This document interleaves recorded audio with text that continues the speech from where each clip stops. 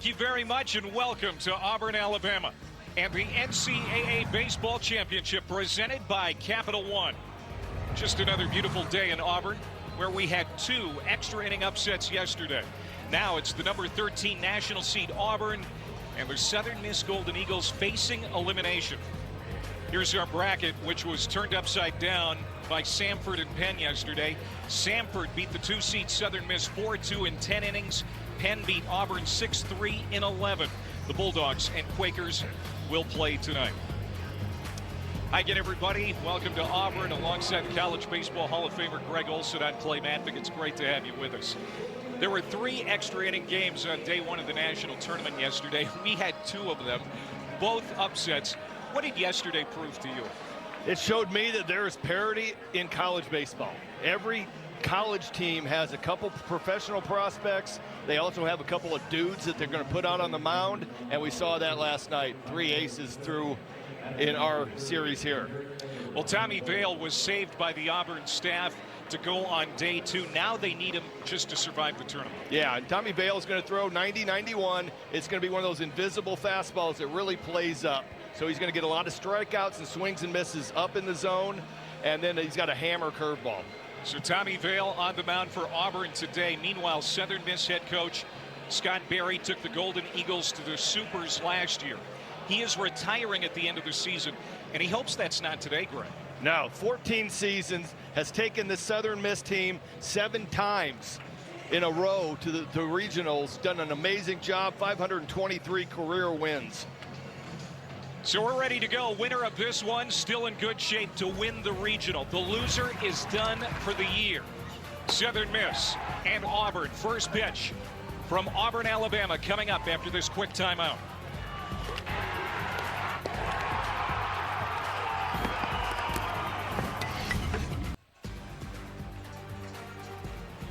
The NCAA Baseball Regionals are presented by Capital One. What's in your wallet? Beautiful statue of the great Frank Thomas. Greg Olson telling me this week you taught him everything he knows. Yeah, I did. Right. Taught him how to hit. There's Tommy Vale, left-hander, making his 14th start for Auburn. He's 5-1 with a 3.46. He has been the ace of this Auburn staff. Auburn is 11-2 with him on the mound. Been throwing every Friday night. Fastball plays up in the zone. Curveball is a hammer curveball. Mixes in a slider on occasion and a changeup. But this guy is in his 6th year, 4 years at Notre Dame, a year at TCU, coming off of Tommy John surgery, and has been the dude for the Auburn Tigers.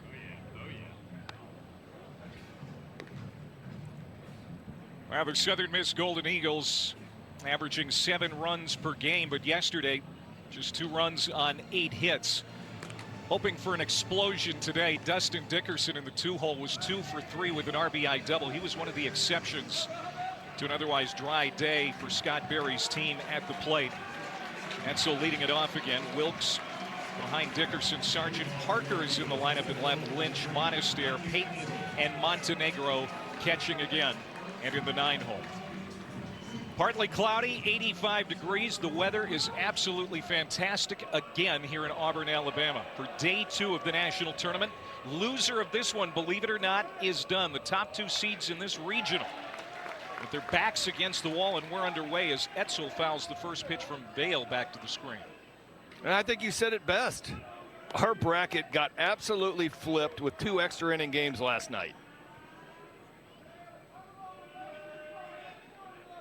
Well, Southern Miss won 3 straight elimination games last year in the Hattiesburg Regional, hoping to have similar success here this season after dropping game 1 yesterday. Etzel was 1 for 6. Did have a double in the game. And he has led off every game this year for Southern Miss.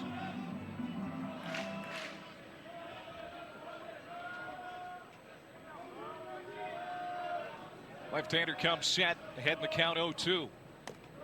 Pitches upstairs. 19th NCAA tournament appearance for Southern Miss. You said it before, Greg, their 7th in a row. And it was a disappointing defeat yesterday because their All-American Tanner Hall was so good on the mound. This one hit on the ground to the first baseman. Cooper McMurray had nobody covering. Vale just with a mental lapse there, didn't cover first base, and Etzel's aboard. Well, that's going to go down as an error on Cooper McMurray, but it's not. That error should be on Tommy Vale. That is just baseball 101. Ground ball to the right side. You just have to get over, and you can see he spins, and he becomes a spectator of the game. Just an unforced error already for Auburn.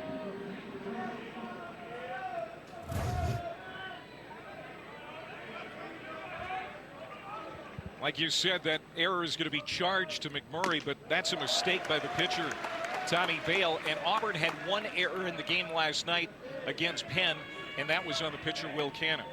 It's been, one of their pieces, one of the trademarks of Auburn is their defense. They're solid defensively, and that one's just a lapse in the brain of Tommy Vale. Dickerson takes upstairs, throwing down is LaRue, and it's a close play as Etzel dives back to the bag. And that's what Nate LaRue can do. I mean, he has picked off 6 guys that way. He is so good at this. He leads the SEC. Here's the play again.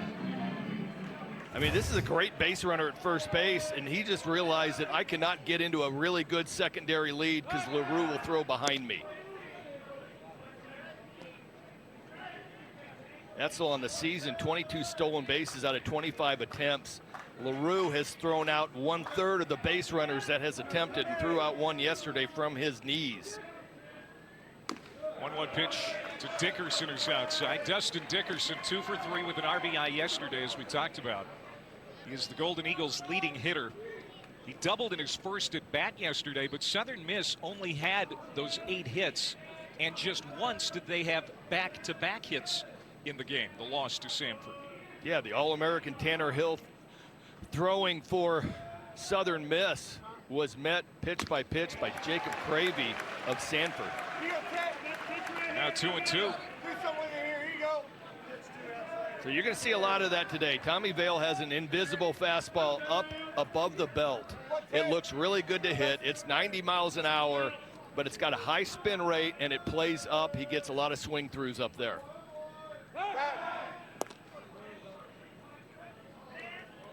Southern Miss hoping to be a little bit more opportunistic with guys on base. They left 14 runners on yesterday. That's a story for both of these teams. They both left a lot of guys on base, had chances. Sometimes you got to tip your cap to the opposing pitching staff. 2-2 pitch, and that is called strike 3. Dickerson looking back at the umpire, Derek Everett, but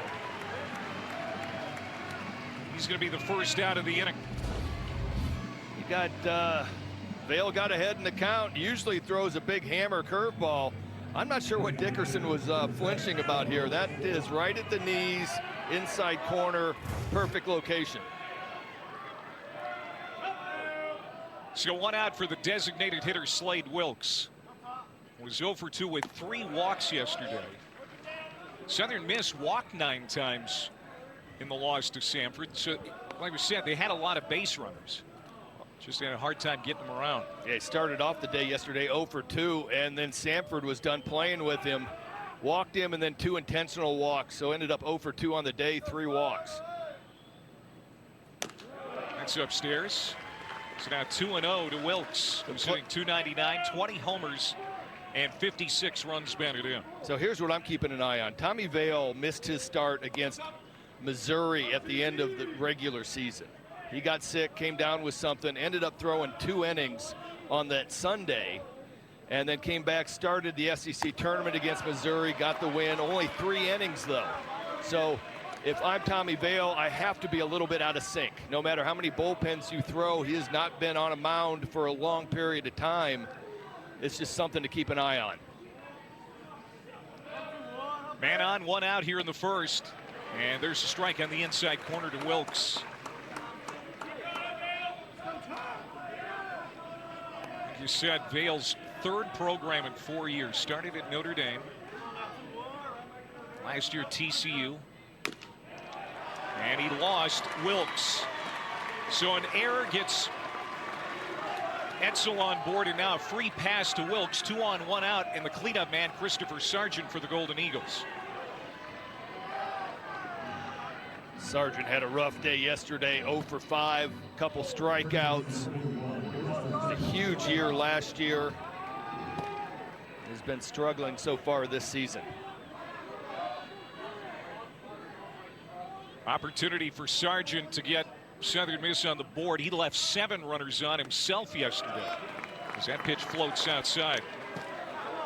You know, and Scott Berry, what do you think the message was to his guys after the disappointing defeat? And I guess you could say the same thing for Butch Thompson. What was his message to the Tigers? Hey, we got an early game tomorrow. Get your sleep, let it go, move on. Lofted into right field, still carrying. Wind blowing out, and it is gone. Goodbye home run. Christopher Sargent. What looked like a routine fly ball to right. Watched it float out of here for a 3-run homer. His 50th home run of his career.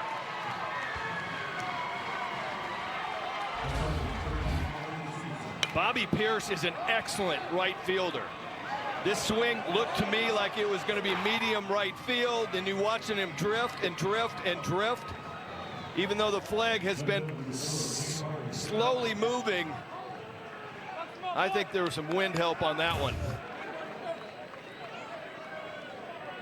And the wind is not blowing that hard out to right field, but it is blowing out that way at about 8, 9, 10 miles an hour. And he got it high enough that the wind definitely was a factor. Yeah, you don't see an outfielder like Bobby Pierce drifting backwards like he did, where he almost moved 20 yards. Just kept drifting and drifting with the ball. 3-run home run here in the top of the first for Southern Miss, a game they've got to have to keep their season alive. And Tate Parker goes down on strikes. And that's the second out. There were only 2 home runs yesterday on day 1 here in Auburn in both games. And we've already got 1 here in the first inning of game 1 today. Yeah, that one, you know, yesterday we had one out dead center field that went over the green batter's eye. That was just an absolute bomb. The other one looked like it was drifting a little bit, same as that in the nightcap. Fly ball off the bat of Danny Lynch, the third baseman. And it's caught by Howell out in center. And that's going to do it for Southern Miss in the first, but a big 3-run home run by Sargent. The Sarge putting the Eagles ahead.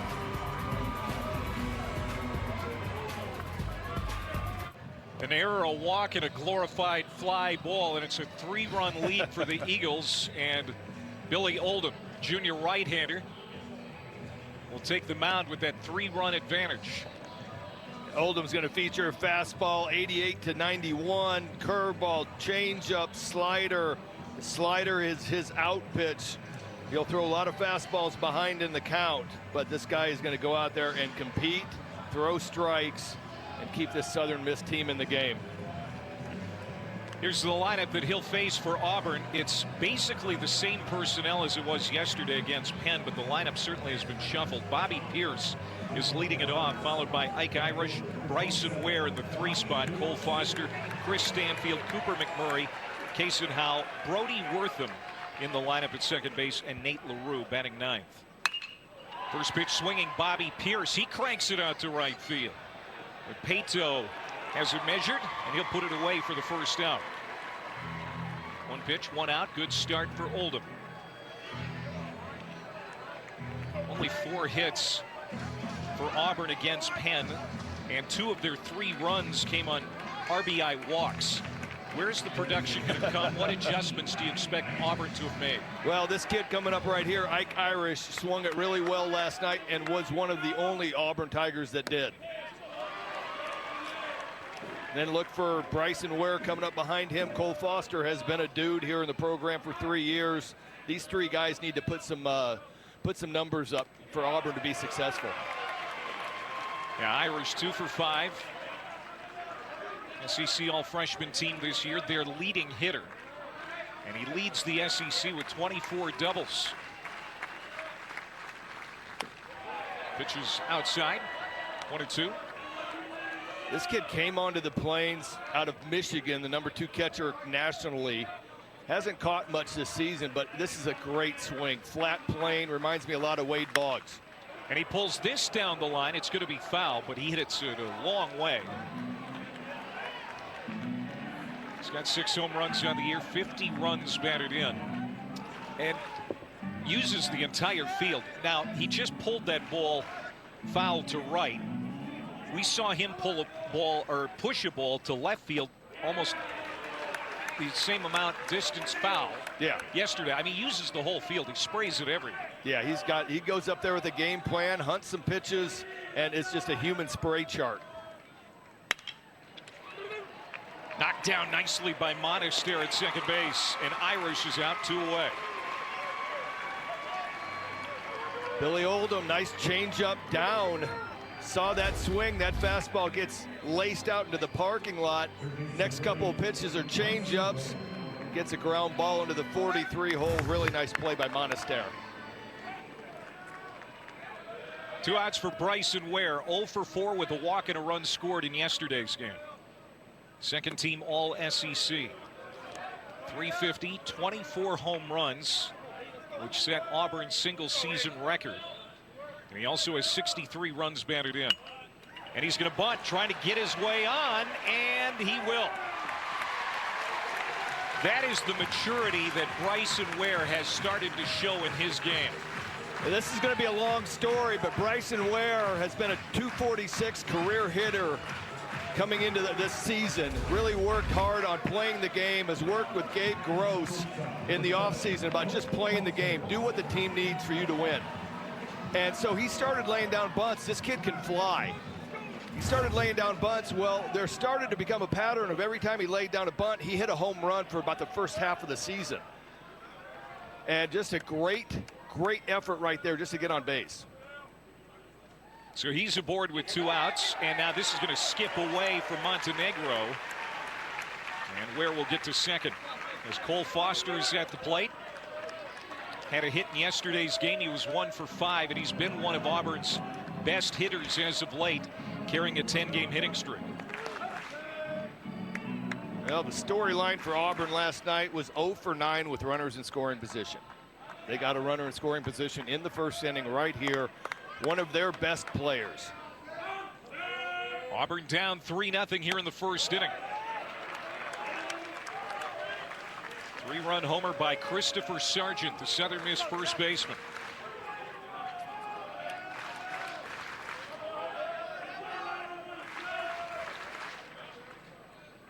The 2-0 from Oldham.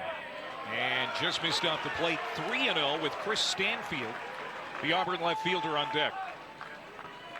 I'm thinking Foster has the go on the 3-0 swing right here. I did not know the sign. I didn't get the sign from Gabe Gross at third base, but I wouldn't be shocked.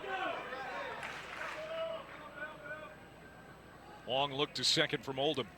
And that's going to get under the legs of Montenegro. So Ware takes third. It's a walk to Foster, and here comes Stanfield with 2 outs. It was a tough day for Stanfield at the plate, but he's got an opportunity to get Auburn on the board. Montenegro getting another start behind the plate. He's normally the dedicated catcher for Tanner Hall. Yeah, but that's what happens when you can catch and throw, and he also got 2 hits in yesterday's game. Keep the hot guy out there. That changeup on the 3-0 count just kind of skidded under the 5 hole. Stanfield was the leadoff man yesterday, but went 0 for 6. They drop him down to the 5 spot today. True freshman out of Tallahassee. 3 homers on the year. They think those power numbers are going to increase in years to come. Popped up, and it's going to drift out of play. Stanfield can run into a fastball. He can hit a fastball. Breaking ball's been a little bit of an issue this year. And on occasion, if they throw a fastball inside, you'll see his body come up because he's trying to get out, getting the front shoulder out to get to that fastball in. And he really doesn't need to do that. So you just saw that on that swing right there where his front torso popped up a little bit. And pitch is inside. 1 ball and 2 strikes to Stanfield as Auburn is trying to get on the board here, down 3-0 in the first inning. Both of these teams trying to get to the Super Regionals the hard way. Since 1999, only 27 teams have reached the Supers after losing their regional opener. Line drive, and it's going to hang up for Carson Paetow in right field. Boy, that was hit on the screws by Stanfield, but he has nothing to show for it. Auburn strands 2 in the first. So Southern Miss, after 1, leading at 3-0.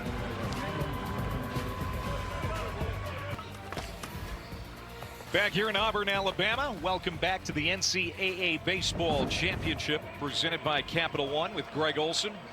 I'm Clay Matvick in a sun-drenched ballpark for the second straight day. I just can't believe how great the weather has been.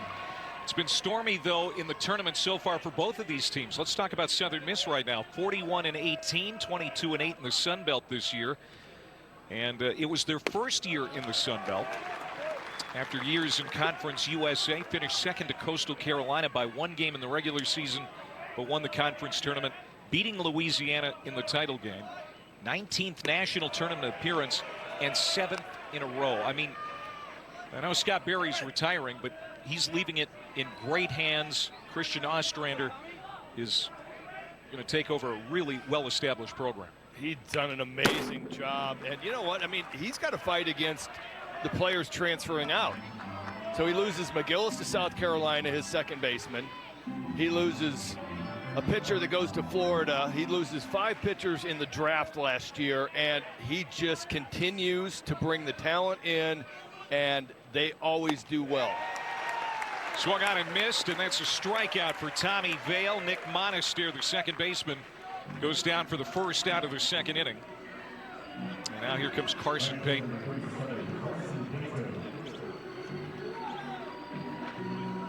Strikeout number 3 for Tommy Vale. He gave up that 3-run homer to Sargent last inning. Just the 4th homer allowed all year by Tommy Vale, and his first since April the 7th. He's been rock solid on the mound. Fastball, curveball mix, sprinkles in sliders and changeups on occasion, but has really been a great pitcher, and just a mental lapse gives Southern Miss a free run with an error at first base. Tommy Vale doesn't cover. Bounding ball to the second baseman, Wortham. Quickly 2 down.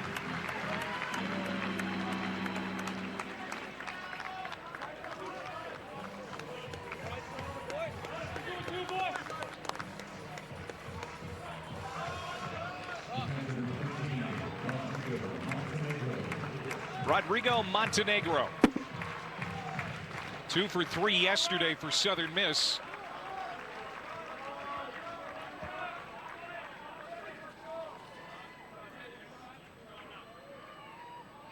Hitting .398, and he's got another hit.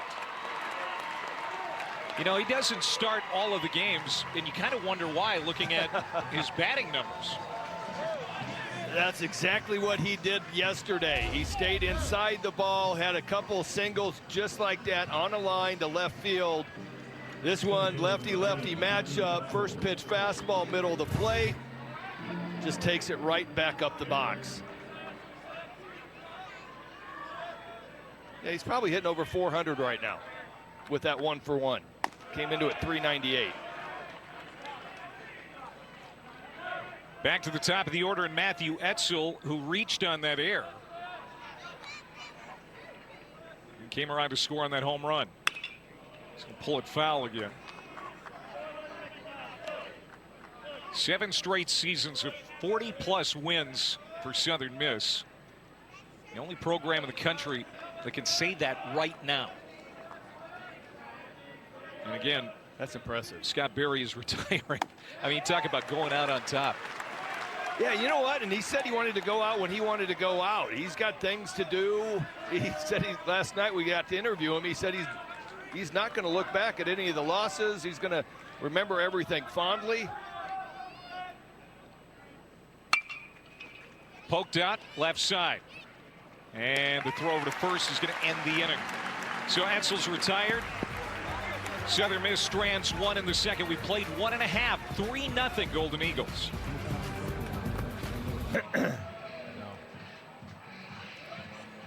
The Auburn Tigers, the number 13 national seed, the College World Series team from a year ago.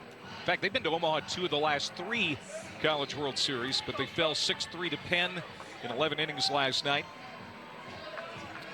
Auburn's first loss in regional play since 2018. Had a good year, especially in the second half of the SEC season, winning 12 of their last 15 in league play, and that's how they were able to get that national seed. Yeah, they were on the bubble for making the SEC tournament, 5-10.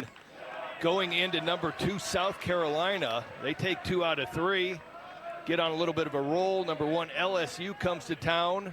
Auburn takes 2 out of 3, of course loses to Skeens, which everybody does. And then they were able to sweep Ole Miss at Ole Miss's place and swept Missouri here. Auburn hosting for the 6th time in team history and in back-to-back years for the first time in program history. Boy, Christopher Sargent's having a great day. He's got a 3-run homer. He just makes that look easy at first base as Cooper McMurray is robbed of potentially extra bases. He hit it hard. He's the first out of the 2nd inning. You said it. Sargent made that look really easy. I mean, just snatched it, nothing, throw it around. Coaches said very athletic first baseman. One out for Kason Howell, the center fielder. He fouls one into the mesh. Kason Howell 0 for 4 with an RBI ground out in the 6th inning against Penn last night. Out of Argyle, Texas, 276, 4 homers, 39 runs batted in. This one is hit high, not very deep to left field. Tate Parker is going to lope in, get under it, make the catch. And quickly 2 down. And what do you make of these Auburn at-bats here so far?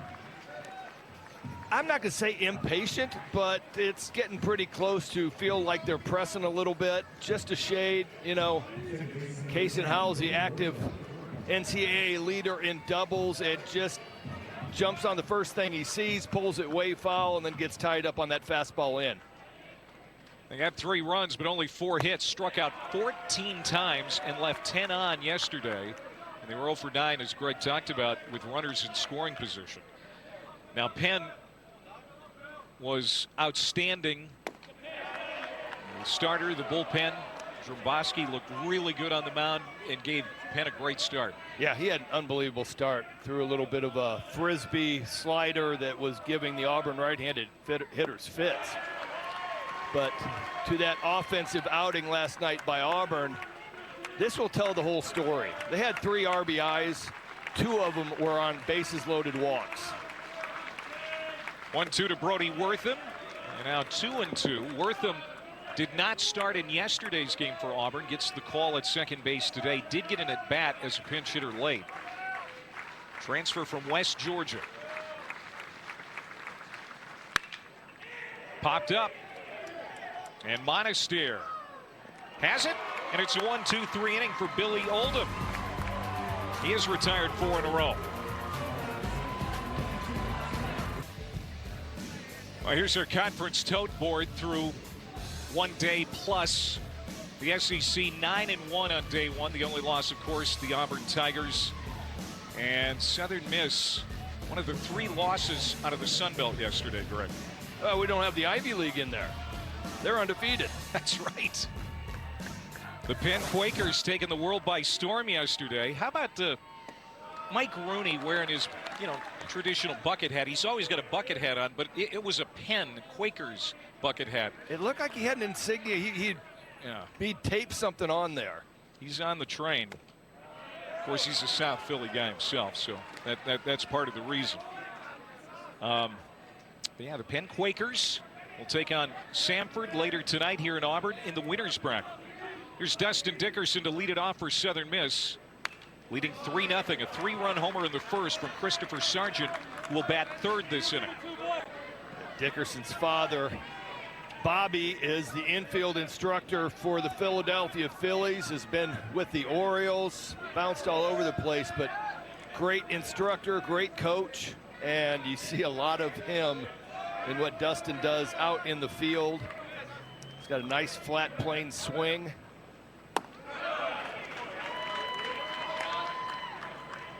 Dickerson struck out looking his first time up against Vail.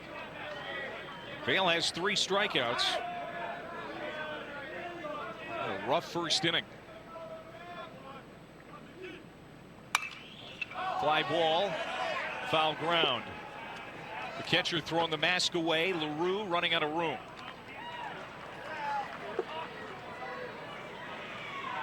LaRue, one of the better defensive catchers, not just in the SEC, but the entire country. Yeah, I think Butch might have given him the highest compliment when we spoke on Thursday and said he is just a professional catcher. 4th year on the Plains, came in as a pitcher catcher, threw 92 off the mound, but it's been such a key cog behind the plate with his defense that he has not seen any time on the mound.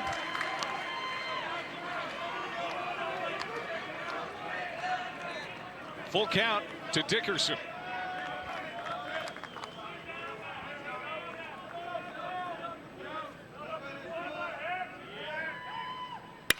Hit well, left field, and this is going to carry over the wall. Goodbye. Home run, Dustin Dickerson. His 7th of the year. 2nd of the game for Southern Miss, and they now lead it 4-0.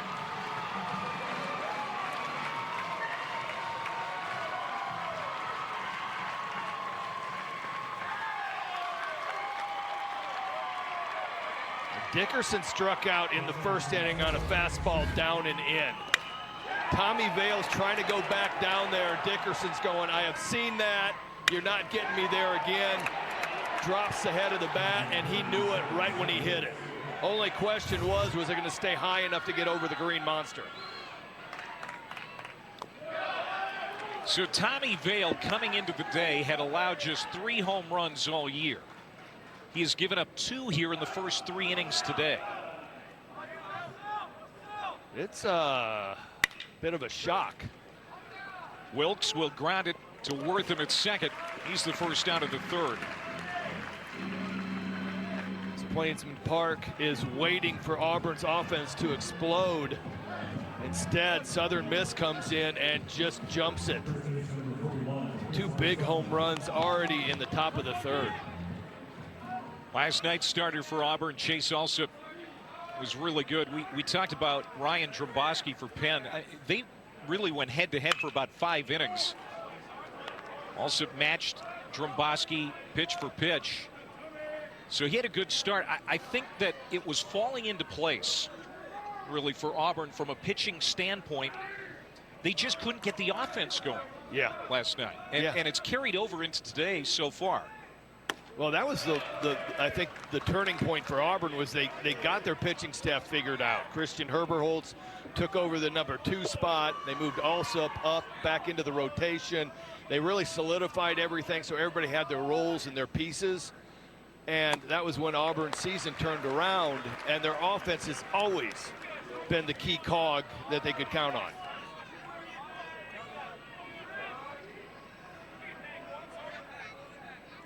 Sargent with that 3-run blast.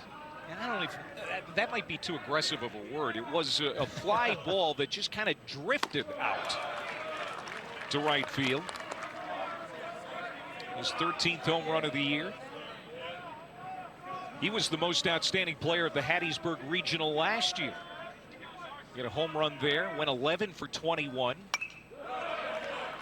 And after an 0 for 5 yesterday with a couple of strikeouts and leaving 7 on base, he comes through in the 1st inning to put Southern Miss out in front. Yeah, he was an interesting conversation with Coach Barry because he had 21 home runs last year. This guy was expected to be the guy, put him in the 4-hole, has struggled quite a bit this season.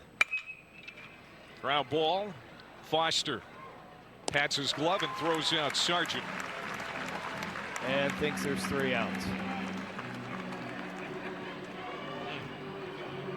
What does that tell you?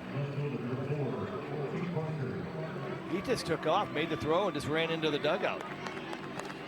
Lack of focus? I don't know. I don't know if it feels like it didn't feel like there's 3 outs. You don't see him do it very often, and he's taking a look around. If Auburn baseball has a kangaroo court, he's going to be putting some money in the jar for the team party. Now, in his defense, the scoreboard was wrong. but you can't depend on the scoreboard, can you? Now he's supposed to be the guy that turns around to center field and left field and tells them how many outs there are.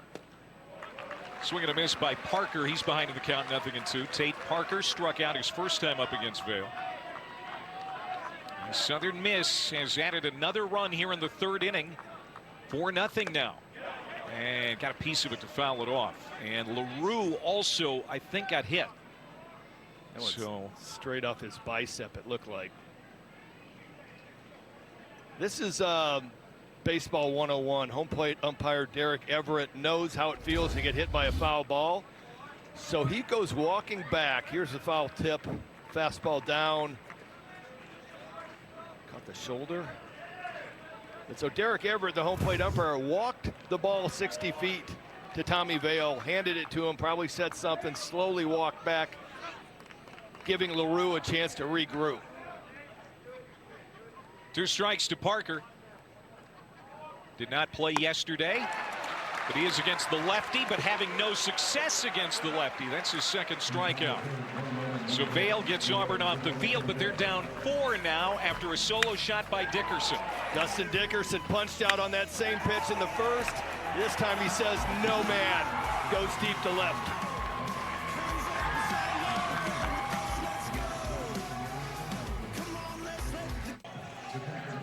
There's Dustin Dickerson just moments ago hitting his 7th home run of the year. Tacking on another one for Southern Miss. It's 4-0 as Auburn hits in the bottom of the 3rd. Loser done for the year. Winner stays alive. Moves on to tomorrow. Both of these teams were upset yesterday. Nate LaRue leading it off here for Auburn, who has just 1 hit right now against Billy Oldham, and that was a bunt single in the first inning by Bryson Ware. That's been the story of the Auburn Bats so far this regional. Playing at home, sleeping in their own beds. And to this point, 12 innings in, 14 innings in. I forgot we played 2 more yesterday. They got 5 hits. Called strike 3. LaRue goes down looking. And that is the first strikeout for Oldham, and 1 down here in the 3rd. ESPN is the home for the NCAA College Baseball Tournament. For round-the-clock multi-game coverage, scan the QR code on the screen. ESPN Plus subscribers can access expanded coverage with Squeeze Play. Mike Rooney, we were talking about the Quakers bucket hat. Yeah. Well, of course, he showed that on Squeeze Play last night. It was funny to watch, along with Chris Burke, and Chris Budden, Matt Schick doing a great job in studio. Squeeze Play, you can digest the entire tournament there. You can watch 1 game at a time if you want, but you can get multi-game coverage on Squeeze Play. And now Bobby Pierce is a quick out. He is 0 for 2, as Oldham has really found a stride grip. And right now, Oldham's starting guys off, pitching a little bit backwards, starting off with a slider, maybe a changeup, getting ahead. And then, as they say, pitching backwards, I'm using off-speed stuff early, fastballs late. He is tying up the Auburn right-handed hitters with 89-mile-an-hour fastballs on the inside corner. Mike Irish takes the ball. Irish grounded out to Monaster at second, his first time up. He's 0 for 1.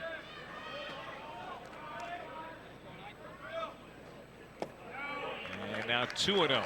Auburn, not the only national seed to lose yesterday. Ryder upset number 10 national seed Coastal. And Oral Roberts beat the number 11 national seed Oklahoma State yesterday. Last year, every top 16 seed won its opening game. And that's not the case this year. No. A few upsets. Yeah, it was a definite surprise here. Bounding ball over the mound, the shortstop. Dickerson was shaded up the middle. Bad throw, but Sargent does it again. Man, the Sarge. He is getting it done at the plate and in the field, and Auburn is done in the 3rd. What a great play. The Sarge comes off the bag, down the line, makes the tag, athletic first base.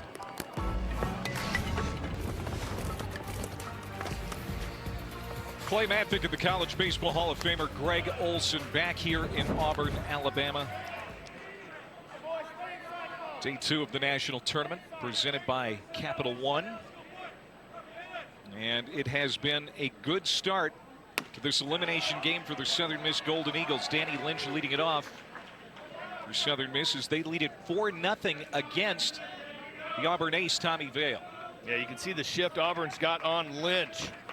That is Bryson Ware that is playing second base. Brody Wortham is out in right field. Lefty-lefty matchup, but Vale giving up 2 home runs, had not done that very often this season. Very rarely gives up the long ball. Fastball high spin rate plays up. Southern Miss has been up to the task.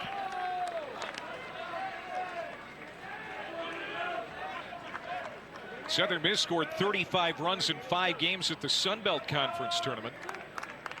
A hard time generating offense yesterday. So far, no problem.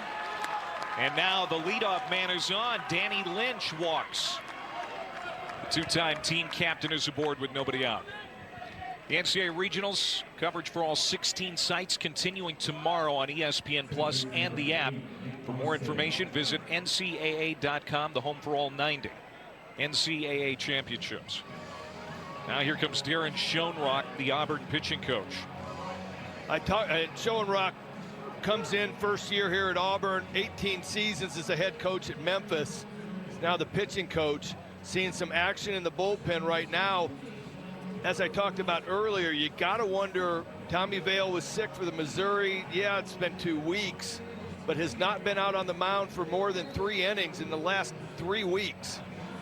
So Auburn getting a little bit worried. That walk, that's Connor Copeland warming up, who I had speculated might be one of the starters this weekend.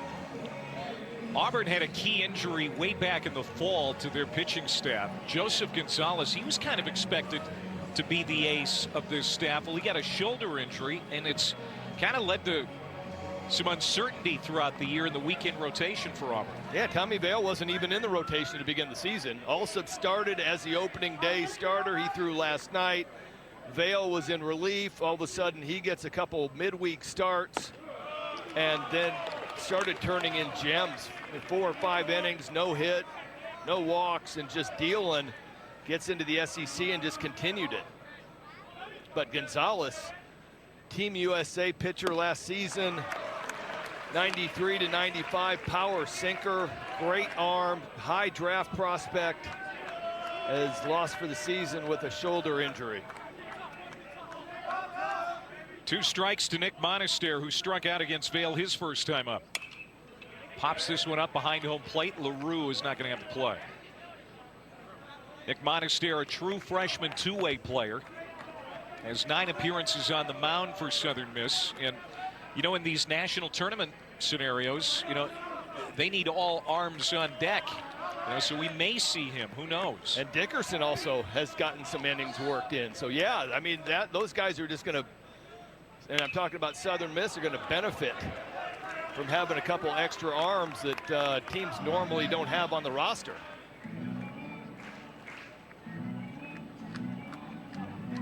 Coach Berry took a shot on Monaster at second base early in April, and he hasn't been out of the lineup since. Leadoff man is on. Danny Lynch at first. 0-2 to Monaster. He got a piece of it. And again, I think that clipped LaRue. I don't know why anybody plays that position, to be honest. Oh, you know what? Seems like all those guys are really smart, athletic, just like to control the game from behind the plate. Fly ball. Short center field going back. Wortham is going to be called off by Kason Howell. Good communication there for the first out. Lynch goes back to first, and here comes Carson Pato for the second time. And a ground out in the second inning. Kason Howell has been out there for 5 years roaming center field for Auburn. Seen those balls, done that, calls off Wortham running out from second base. Easy play. So here's the shift again for Carson Pato. He wrapped into it one time as Ware came over on the right side of second base. His last time up. Ware came onto the Plains as a shortstop, highly rated, ends up moving out to the outfield for a couple seasons, and that has been solid at third, but trying to get bats in the lineup. He's gotten some time at second base. So right there, you see him at true second base, and Wortham is out in right field. Pato has 4 homers on the year. He had a big homer in the region final last year against LSU. Left-handed hitter, and again, the wind is blowing out to right field today. Hit on the ground, and again, Ware recovers, got 1. They're not going to get 2. So Bryson Ware did get the force at second base, even though Lynch is arguing that. He is going to be out, the second out there. Where I think, if it's a clean play, may have gotten 2. Oh, I think he would have. He was trying to take it himself and rush it. We're going to have a conversation between the umpires. Did Ware touch second base with the ball in his hand? Looks like he did. I don't quite know what Southern Miss is arguing. Looked like he stabbed at it. Let's see it right here.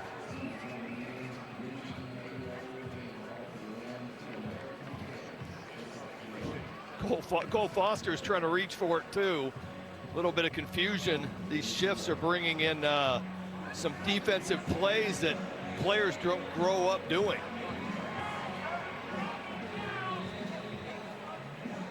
Well, I don't think there's any doubt that Ware got his right foot on the bag in plenty of time to force out Lynch. Now, if it's a clean play, do you think he's got the double play? I do. I do. I think he picks it. He moves over there, steps on the bag. It just hasn't been vintage Auburn in the field so far in this tournament. Now, one big error that has come around to score. That play right there should have been a double play. Now you have a runner on first base, hypothetically, if the review holds up. Error last night. But more pitches for Tommy Vale. Yeah. His pitch count now up to 64. We're still here in the 4th inning. And again, pitching becomes a real concern starting in day 2 for these teams. One more look is. He's got the ball in his hand. You can see him touch the top of the bag right there. That's about as clear as you can get. I was just concerned that he might not have had the ball when he was touching the bag. He's out. So the call stands, and there are 2 outs here in the 4th inning. Pato at first with the fielder's choice, and Montenegro coming up. Totally agree with you, Clay. I think that would have been a double play. More pitches thrown for Vale.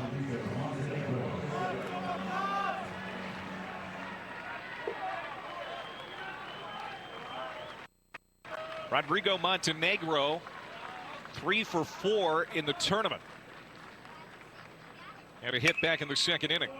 He'll slice this one foul. I'm not throwing him a first pitch fastball. I'm just not. Everything he's done has been a fastball. He stays inside of it, takes it the other way, takes it up the middle, has had good swings every at bat. He's from Guatemala. And nice play by Ware. He'll cut it off. High throw, but caught by McMurray at first. So Montenegro made a bid for another hit, but the inning is over. We're going to talk to Scott Berry coming up next.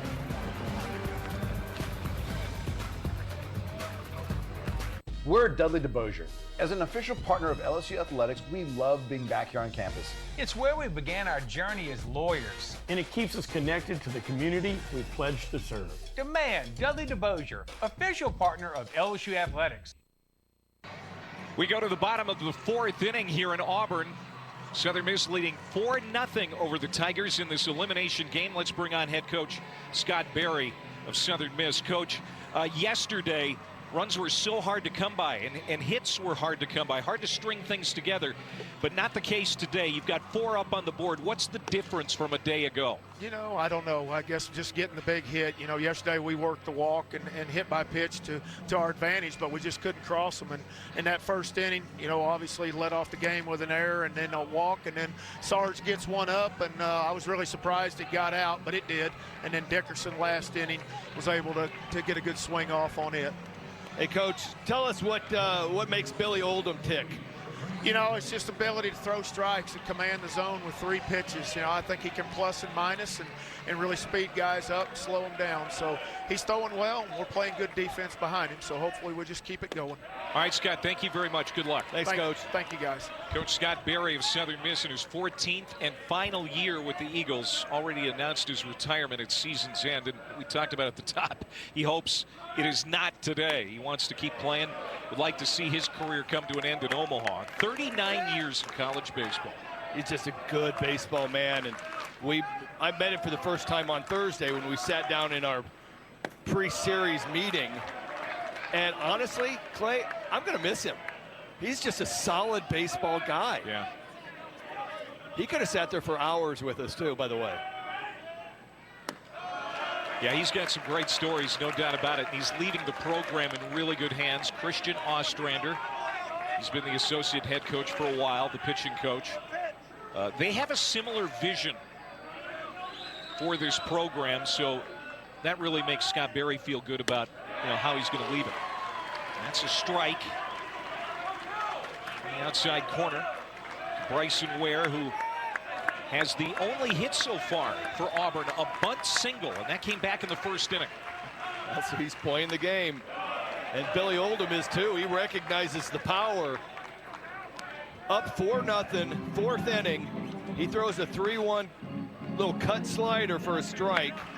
And then wisely comes back with a fastball right there, inner part of the plate. Ware's able to spoil the pitch, but great sequence. Changeup to center. Edsel moves over and makes the catch. Auburn has had only one leadoff man. Well, only one last night.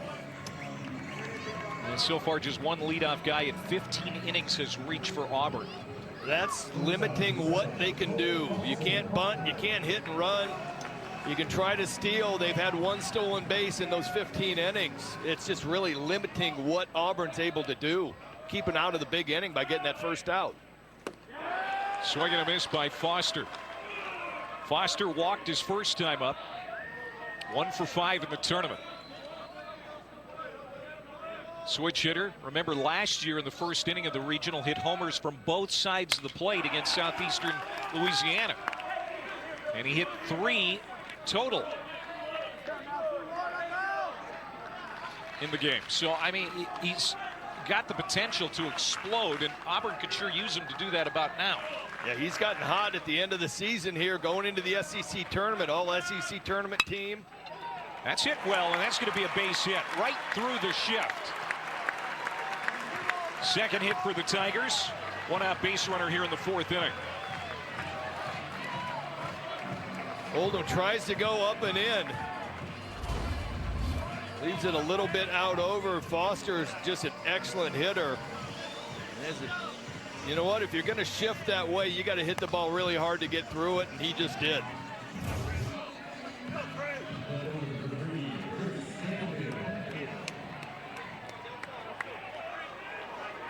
Chris Stanfield is looking for his first hit of the national tournament. 0 for 6 last night. 0 for 1 today, even though he hit it hard his first time up to right field.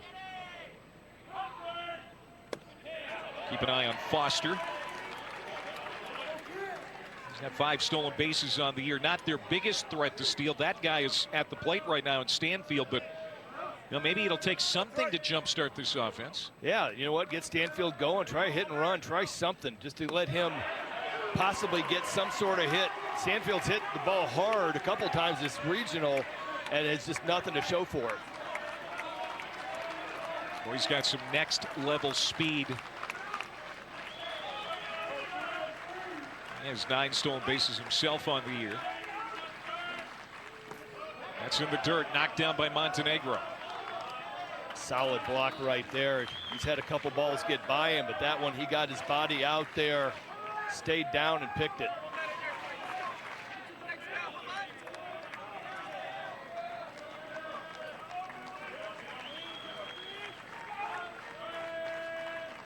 Long set by Oldham. The pitch hit well.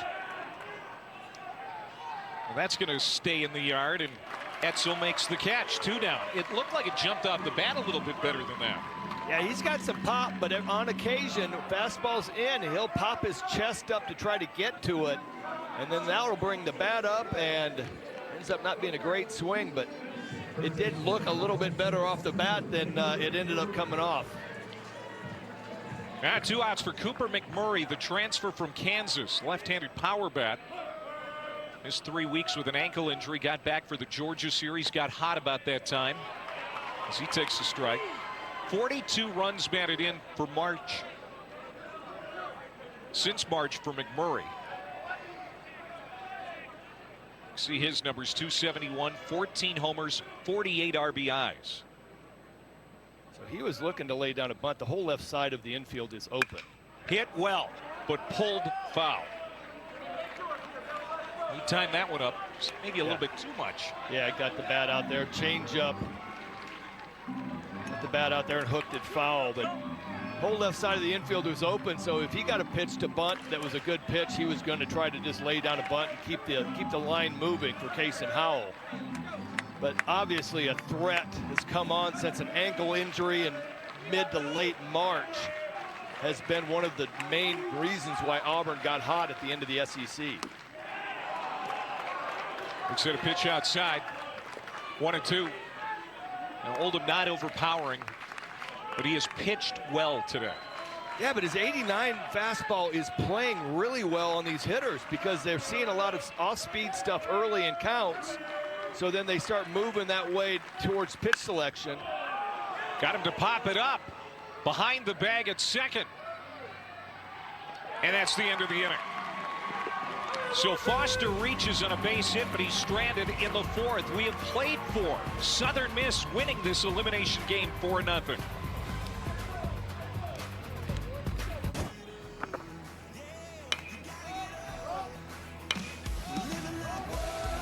Lofted into right field, still carrying. Wind blowing out, and it is gone. Goodbye home run.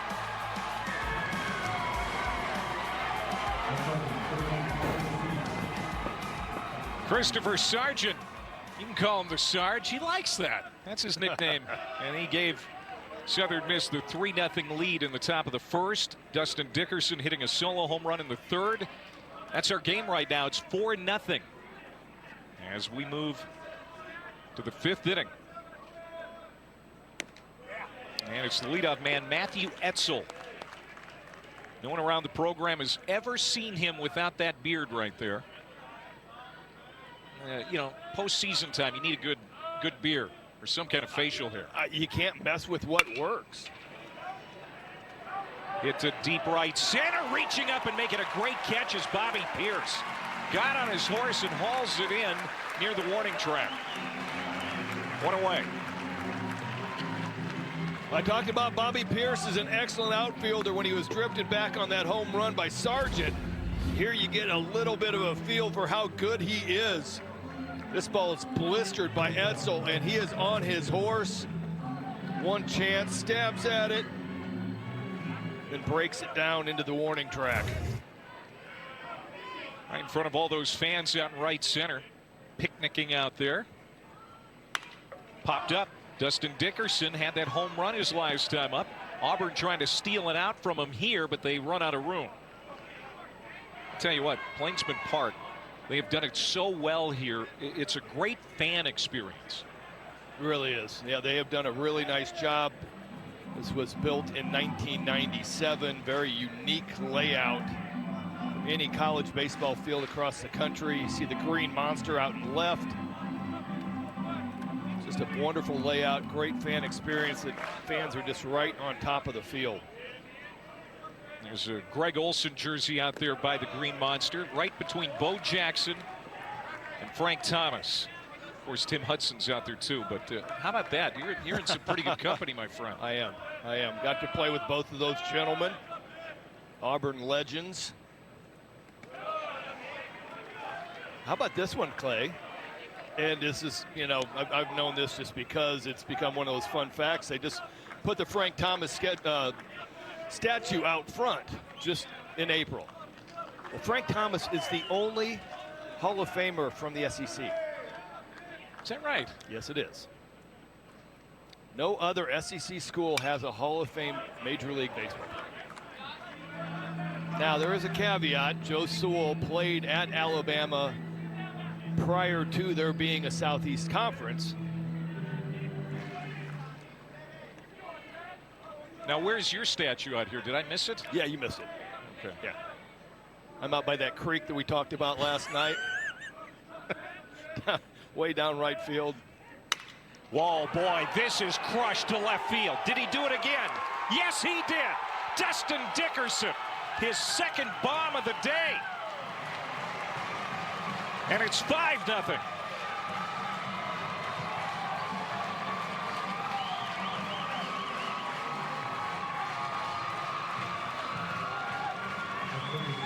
Mercy. Tommy Vale, 3 home runs allowed coming into the day. He has given up 3 in this one. And we're in the 5th. And 2 of them to Dustin Dickerson. This is almost identical except for about 3 inches higher on Dickerson.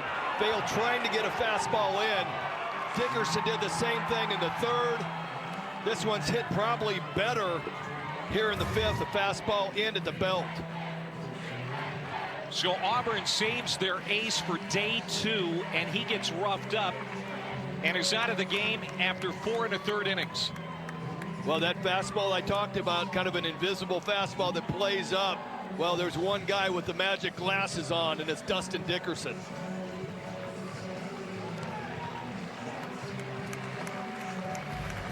Pitching change in Auburn. Back in a moment.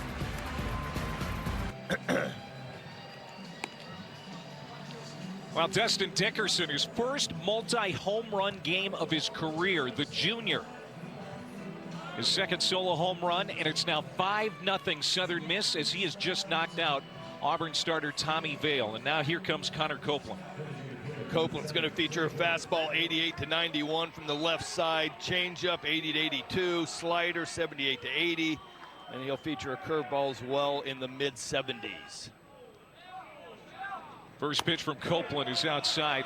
So this Auburn team, the number 13 national seed, in real jeopardy now of going 2-Q in this tournament is Tommy Vale, the SEC leader in fewest home runs allowed for a starter.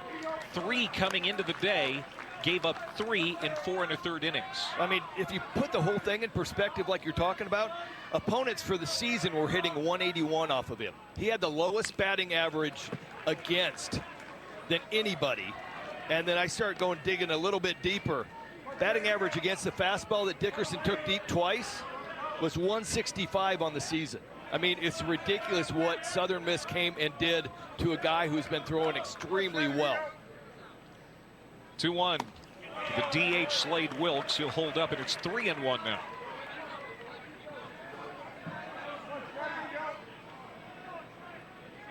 Wilkes 0 for 1 with a walk and a run scored. Ground ball, and that's going to find its way into right field for a base hit. So Copeland comes in, and he immediately gives up a hit.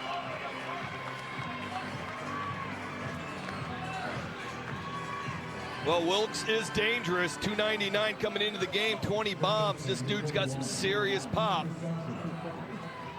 Quiet last night, but gets a breaking ball, something off speed down in the zone.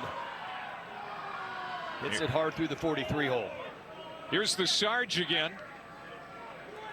3-run homer back in the first inning. He's made a couple of really nice plays in the field.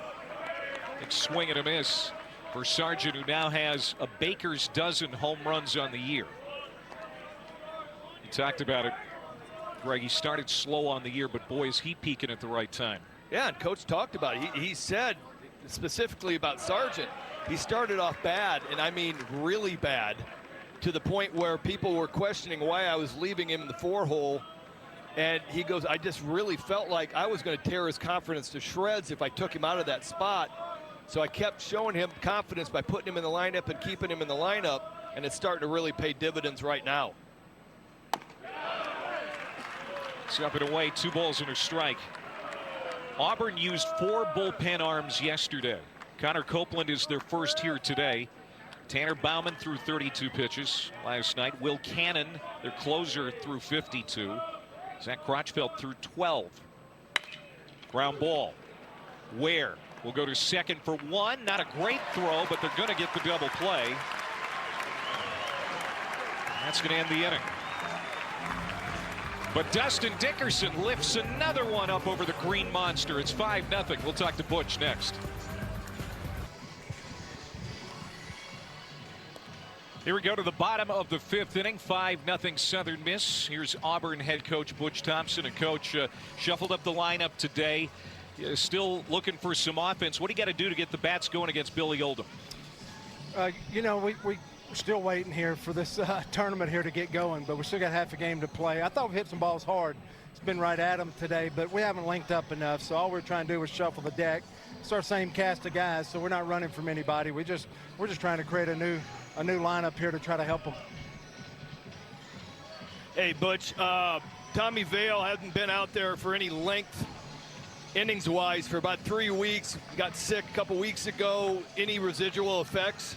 Well, you know, he spins so good and his fastball survives so much. You know, I think it's 4 hits but 3 home runs. So just the fastball, I think he's used to riding by guys. You know, these Southern Miss guys are ready for it.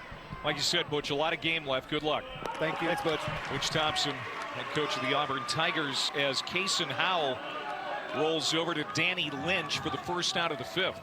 And that's been the story of the day. Oldham has been tying up every right-handed hitter for Auburn with an 88, 89 mile-an-hour fastball, running in a little bit and just tearing them up. Auburn has gone 0-2 only twice in its NCAA tournament history. 1963 is one of them. In 2002. And so 21 years ago the last time. This is their 24th NCAA tournament appearance. There's another high chop bounding ball. Dickerson throws out Brody Wortham. 2 down quickly for Billy Oldham here in the Auburn 5th inning.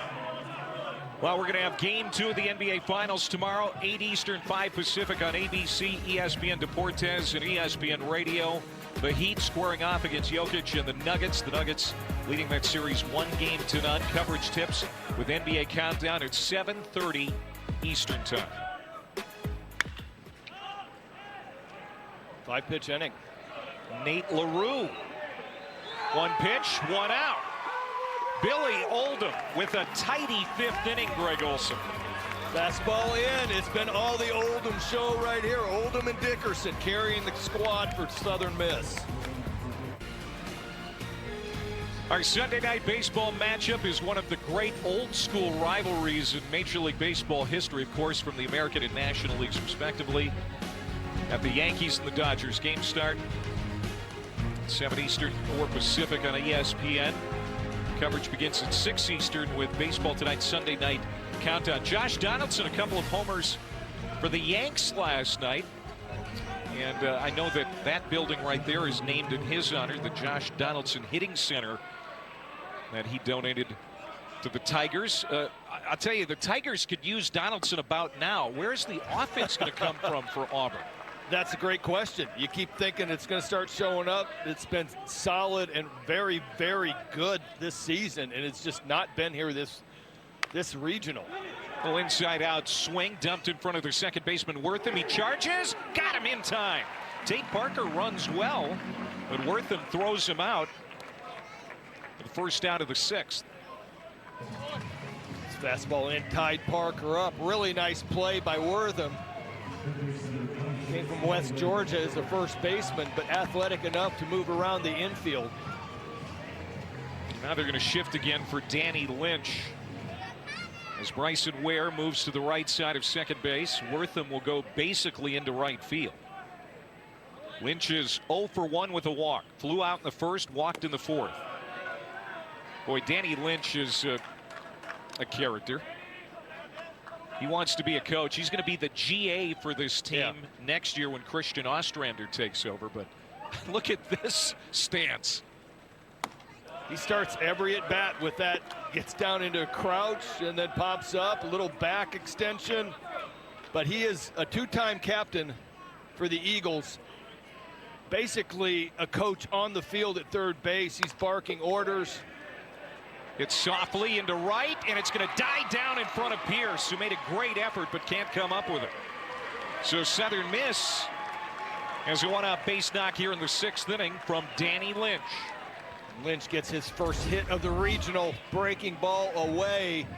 Gets the bat out, toes it into right center. Great effort by Pierce. Then does even better to realize I'm not catching it. And kind of swats it down with his glove right here to make sure it doesn't get past him. Danny's older brother Tim played for Coach Scott Berry at Southern Miss. So they've had a Lynch in the Southern Miss program for 10 of Berry's 14 years as head coach. And Berry has enjoyed every minute of it. Yeah. Danny Lynch is a character of the game, and multiple third base coaches have gone up to Coach Berry after the game going, that dude taught me a couple things about infield play and where guys should be standing. Talks the whole game at third base. Ball at a strike to Nick Monaster. There's Danny Lynch on the left. Scott Berry, the head coach, on the right. And of course, Scott is retiring at the end of the season. And I'm sure he suggested to Coach Ostrander that, you got to take Lynch on as your GA next year. Yeah, you run out of eligibility. You recognize that this might be your last year, or probably will be, and you start putting pieces in place. And if you want to be a college baseball coach, nothing better than being in a great program as a GA and getting a really good feel for how it all works. Copeland dropping one in there to even out the count at 2 balls and 2 strikes to the number 7 hitter in the order, Nick Monaster. 0 for 2 with a strikeout. Southern Miss leading at 5-0. Popped up, and it's going to spin back out of play. That feels like that right there has been the difference between the two teams. Southern Miss has spoiled some really good pitches, fouled balls off, stayed alive. Auburn has not had very many foul balls, not stayed alive, made outs early in counts.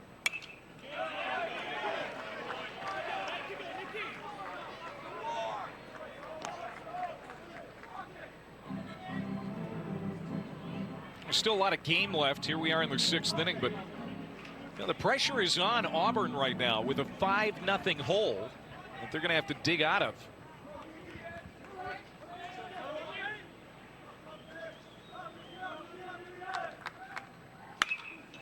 As this is cranked foul. Monaster making a bid for a 5th home run on the season, but pulled well foul. This is a tournament that has 4 double elimination rounds. I mean, you can lose games and still win the College World Series, but losing that first one of the regional, it's so hard to come back. Well, it just sets you in a hole. You got to win 1 extra game. So then you got to come back, win the game on Saturday, win a game on Sunday, play the undefeated team Sunday night, and then beat that same team that you beat Sunday night again on Monday. It's a long road, and you better manage your pitching really well. That's why only 27 teams have reached the Supers after losing the first game of the regional. And that goes back to 1999. That's a lot of ball games. And only 27 teams have done it. What an at-bat here for Monaster. Just making Copeland work. He's just waiting on a mistake. Fouled off some good pitches. Hit a couple balls hard. Makes Copeland change his approach. Here's what you were talking about, Greg. And look at this. No team has won the national title after losing a regional opener, and only one has made the title game or the title series, and that's Georgia back in 2008. It is almost impossible. That is another foul ball, but that is an amazing stat that was just pulled up. It really is. It's such a hard road just to get out of the regional by losing game 1. It's so important. That's why you saw yesterday 3 out of the 4 teams threw their ace. All conference pitchers threw all day yesterday. On the 12th pitch of the at-bat, Monaster dumps it into center field. Lynch will hold up at second. Now runners at first and second and 1 out as Nick Monaster wore Connor Copeland out. A 12-pitch at-bat, and Monaster wins the battle. Well, the more pitches that you see, the better idea you got. Fastball in at 90. Copeland escalates the velocity, ties him up. But Monasterio does enough to flip it into center field. Great at bat. And now Schoenrock comes out again for a chat. And man, what do you tell a guy here who just battled a hitter for 12 pitches and comes up a loser? Well, every time that I had one of those at bats and I ended up losing it, I'm frothing at the mouth. I'm tired. I'm upset. I'm annoyed. And so this might just be a timeout. Hey, reset your brain, because it's beyond frustrating to throw your whole arsenal at a guy. He fouls everything off and then finally ends up hitting a good pitch on the 3-2 count for a base hit. Chase Isbell, the right-hander who is loosening up in the Auburn bullpen. Last night, Auburn needed 3 relievers in that Game 1 matchup with Penn. Connor Copeland, the first out of the bullpen door today. Auburn has used the piggyback system quite a bit. So on Friday night, it's Vail, and then it's some form of Armstrong, Bauman. And so last night they used up their good guys. Cannon, their closer, through 3 innings.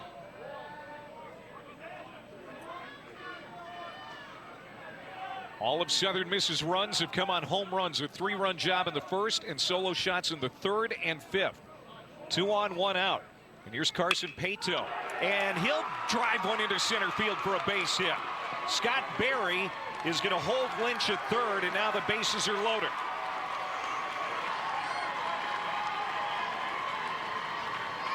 And a hot-hitting catcher, Rodrigo Montenegro, due up next. Yeah, I think they're going to get Isbell going. First pitch breaking ball left up in the zone. Pato had a hit yesterday in 4 at-bats. Nice piece of hitting right there. Bases juiced, 1 out. And as you said, Montenegro has been hot. That's going to be it. Copeland is done. Isbell is going to come in with the bases loaded here in the 6th inning, and this is a critical point for Auburn. Already down big, and they can't afford to be down much more. Well, Isbell's coming in. He's a highly rated reliever coming out of the bullpen. Fastball is going to be in the low 90s. Good breaking ball. Missed a chunk of the year with an injury. But Auburn going to one of their other bullpen cogs. Well, here comes Isbell to the mound. As we remind you how our bracket looks here in Auburn, Samford and Penn are going to meet tonight, 9 Eastern time, 8 local, in the 1-0 game. Samford with a win over Southern Miss yesterday. Penn beating Auburn 6-3. Both of those wins in extra innings yesterday. So Samford and Penn maybe a little thin on pitching themselves, but obviously liking where they sit. And then the loser of this game is done. And it'll be either Auburn or Southern Miss moving on to another elimination game tomorrow. Yeah, you're looking at the bracket and everything got flipped last night. Every team used their closer up, so it's game on. You got secondary bullpen guys coming in today. And it's just a shocking regional that the 1 and 2 seeds are playing for elimination first thing today. So here's Chase Isbell coming on to warm up. Tommy Vail got the start. Lasted 4 1/3 innings. His first inning, an error, a walk, and then what looked like a routine fly ball, Greg, to right field that just carried out for Christopher Sargent. And it was 3-0 Eagles right away in the top of the first. And then Dustin Dickerson hit a solo one to start the 3rd, and he hit another solo shot in the 5th against Vail.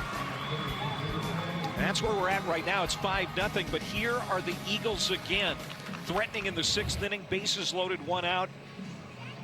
And now the Eagles looking at their second reliever of the day. Yeah, Isbell, fastball, low 90s. Really, really good slider. Missed a chunk of the season with a forearm injury. But it's highly thought of by the draft prospect lists. Good solid arm. His last outing against Missouri at the SEC tournament in Hoover on the 23rd of May. No runs over 3 innings, allowed 3 hits, struck out a couple. So that was a pretty good performance. Trying to get Butch Thompson and the Auburn Tigers out of a real ticklish spot here in the 6th inning. Already down 5. Yeah, you bring in Isbell, strikeout pitcher. You got the middle of the infield playing back. You got the corners in. So Isbell, I have walked into these spots. You're looking for a strikeout, a pop-up, or a nice ground ball to your shortstop. Montenegro is 1 for 2. He's got 3 hits in the tournament. He'll take up and in. Montenegro has been, in his 4 at-bats, has been ambushing early fastballs. Solid swings, opposite field, stays inside of it. So Isbell attacks him first pitch with a fastball in. Hit well. Pierce is going to make the catch. Runner tagging from third. Lynch trying to score, and he will. The throw goes to third, and it's not in time. And going to second on the throw is Pato. So Montenegro driving in another run for Southern Miss here in the 6th inning. It's 6-0. He has not missed a fastball out over the plate this regional. Might have been the first ball that he's pulled. Fastball at 93, middle of the plate. Does the job, hits the ball hard. Pierce is deep enough, he's got no play. He's got 12 outfield assists. So if he would have had a shot at home plate, it would have been interesting. Elects to try to go to third base, but sacked fly by Montenegro. They're going to charge Bryson Ware with an error over there at third base as well that allows Pato to get to second. It's another little miscue that could prove costly for Auburn if Etzel is able to deliver a base hit. Yeah, he tries to do a swipe tag, just missed the ball. Got lucky the ball did not go into one of the openings in the dugout. High fly ball, carrying to right. Pierce at the wall makes the catch. Matthew Etzel made a bid for a 3-run home run. But Southern Miss gets 1 more on the board, and it's now 6-0 here in Auburn.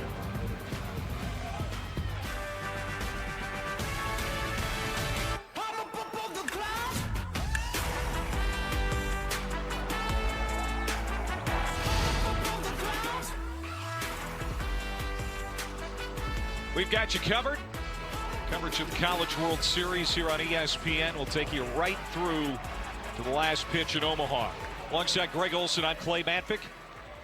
Southern Miss and Auburn hoping to get to Omaha. Auburn did last year, but both of these teams facing elimination here after losing yesterday. Now, the last couple of years, the defending national champion has missed the NCAA tournament. 2021 champ Mississippi State missed last year. Ole Miss won the championship last season, but they didn't make the NCAA tournament. So there'll be a new champion in Omaha. We know that this year. Hit well. Right center, but Pato's got it. And Bobby Pierce is out. He is 0 for 3. Now, Oldham is coming off a 4-pitch 5th inning. And good start here in the 6th. Yeah, if you think you're going to get this guy out of the game, Auburn's trying to jump him early. And Oldham is countering with off-speed stuff early for strikes, getting ahead, and then 89-mile-an-hour fastballs in on the hands, and just pitching backwards and tying Auburn up.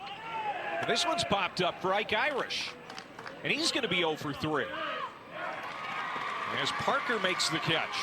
These are quick outs for Auburn. You think that's making Coach Barry happy? Doesn't have to look at his guy struggling at all through at bats. Nothing's getting deep in counts. Oldham has retired 7 straight since the Cole Foster single in the 4th inning. And his pitch count is at 62 right now. He has recorded 5 outs on 8 total pitches here in this last stretch. I mean, this guy right now is in a stress-free situation. I don't think he's thrown a stressful pitch yet. And I've talked about it in the past.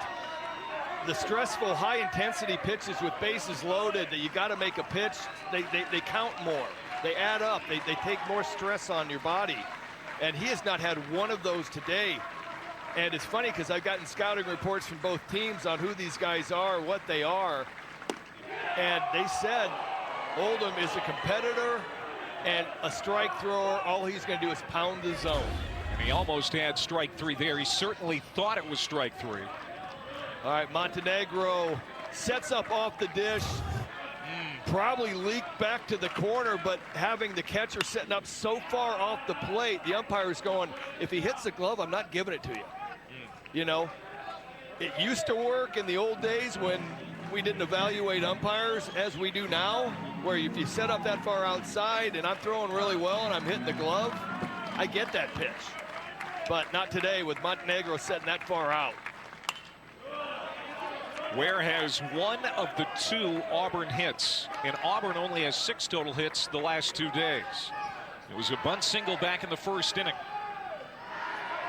See Bryson Ware playing the game. He's choked up with 2 strikes. He's trying to do anything he can to get this game started for Auburn. 2 balls and 2 strikes to Bryson Ware. 3rd year at Auburn. Only hit 7 total home runs the first 2 years, has 24 this year.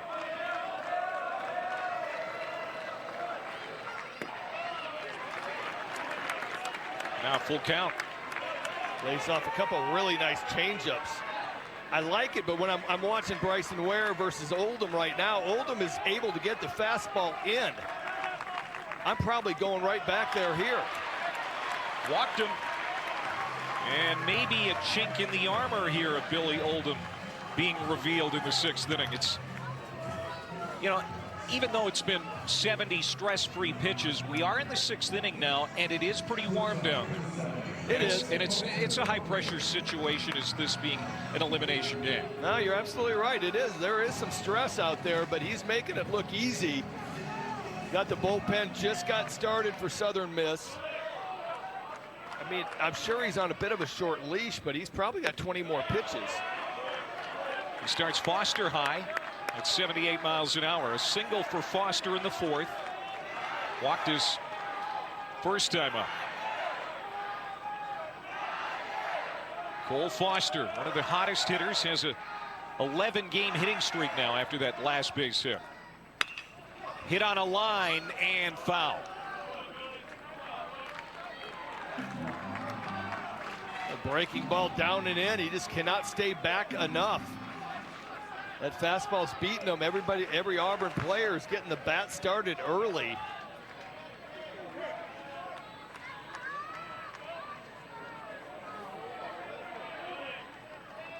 No runs, 2 hits, and 5 2/3 for Billy Oldham. Just 1 strikeout. Long set, the 1-1. And that's off the plate. I can't do what Oldham just did. I've been waiting for that to happen now that the pitch clock has hit college baseball. The hitter has to be in the batter's box at 10 seconds. Alert and ready is the phrase. So Foster's in the box, alert and ready at 10. Oldham's holding the ball till about 3 or 2 on the clock. And it's just freezing the base runner. It's freezing Foster in the box. He's only got 1 time that he can call timeout. It's a great weapon that the pitcher Oldham is using right now.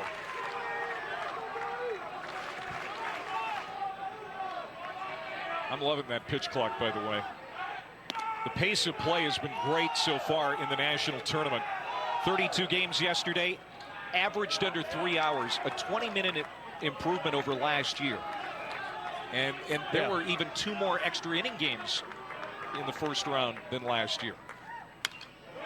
Well, I saw at one point that Auburn had shaved 40 minutes off their game time by the pitch clock. What was our 10-inning game yesterday between Southern Miss? Under 3 hours. 10 innings. Last year, 2 years ago? 340. I was going to say that exact number. Oldham back-to-back full counts. Only had 1 through the first 5. 2 on, 1 on. Runner goes, swung on, and that's going to go the other way into left field.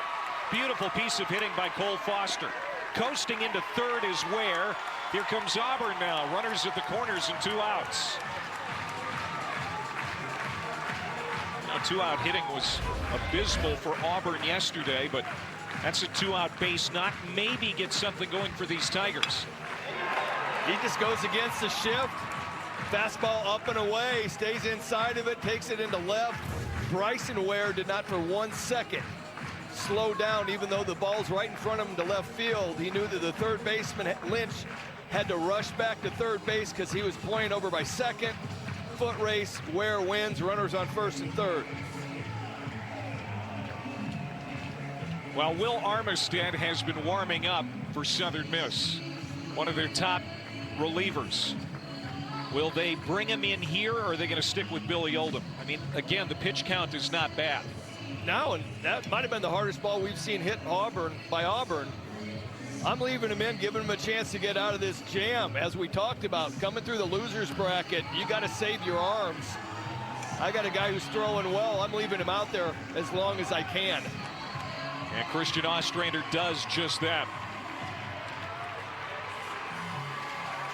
So it's Billy Oldham's inning for now. A walk to Ware. He's at third. Cole Foster with a single moments ago. He's at first. And this is Chris Stanfield due up now.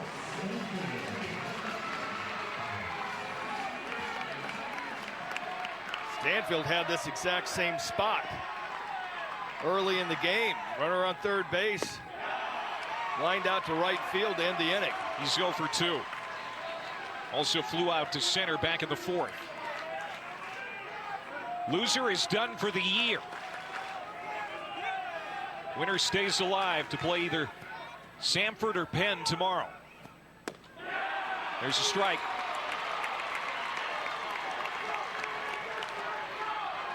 You can see the frustration Stanfield's feeling. He hasn't got to hit this regional. Has hit a couple balls on the barrel, but has turned around to the umpire multiple times, not agreeing on a call, and you just don't want to do that.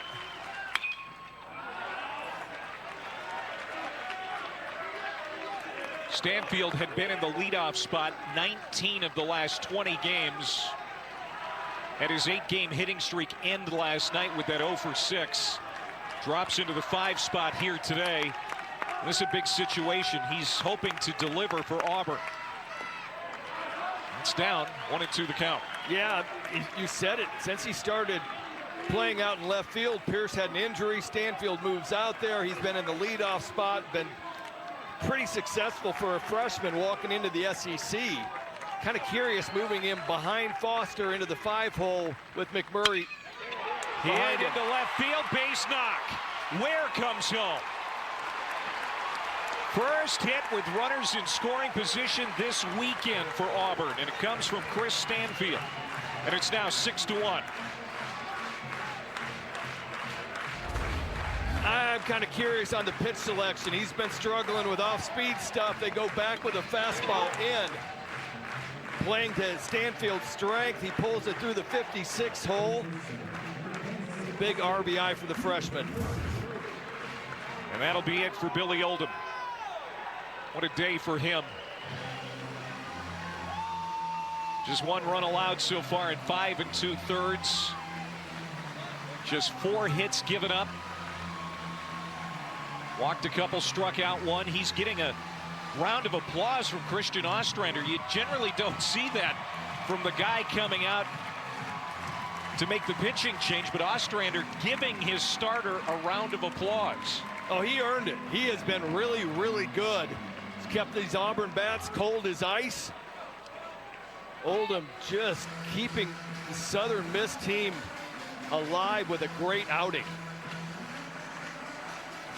Well, Auburn has done it before, Greg Olson. They have had some monumental comebacks this year. In fact, 16 total comeback wins this season, and 2 that really stand out. Yeah, they were down 7-0 against Georgia Tech early in the season, midweek game. 7-0 in the 3rd inning, came back to win in extra innings, 12-11. And then another huge game, and Butch kind of thought it was a turning point on Sunday. They're down 7-0 in the 3rd again against Mississippi State. Make or break game on Sunday, and they end up coming back and winning that game 12-11. Well, they've got their first run of the day. It's now 6-1. they produce it with 2 outs.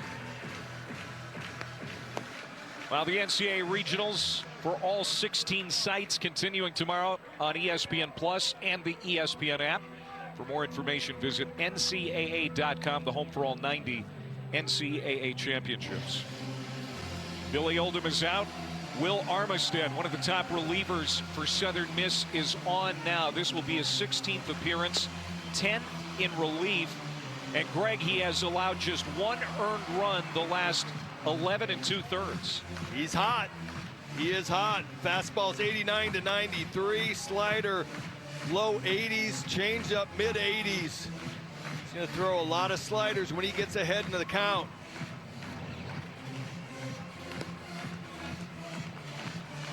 Armistead, a transfer from Itawamba Community College. That's also where Butch Thompson played and is in the Hall of Fame.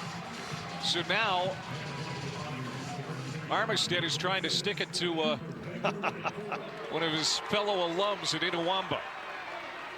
I'm glad you said that word. I did pronounce that right, Kevin? Thank you. Here's Cooper McMurray as the sidearm comes home. And this is outside. 77 miles an hour from Armistead. First and second, 2 outs. A run in for Auburn.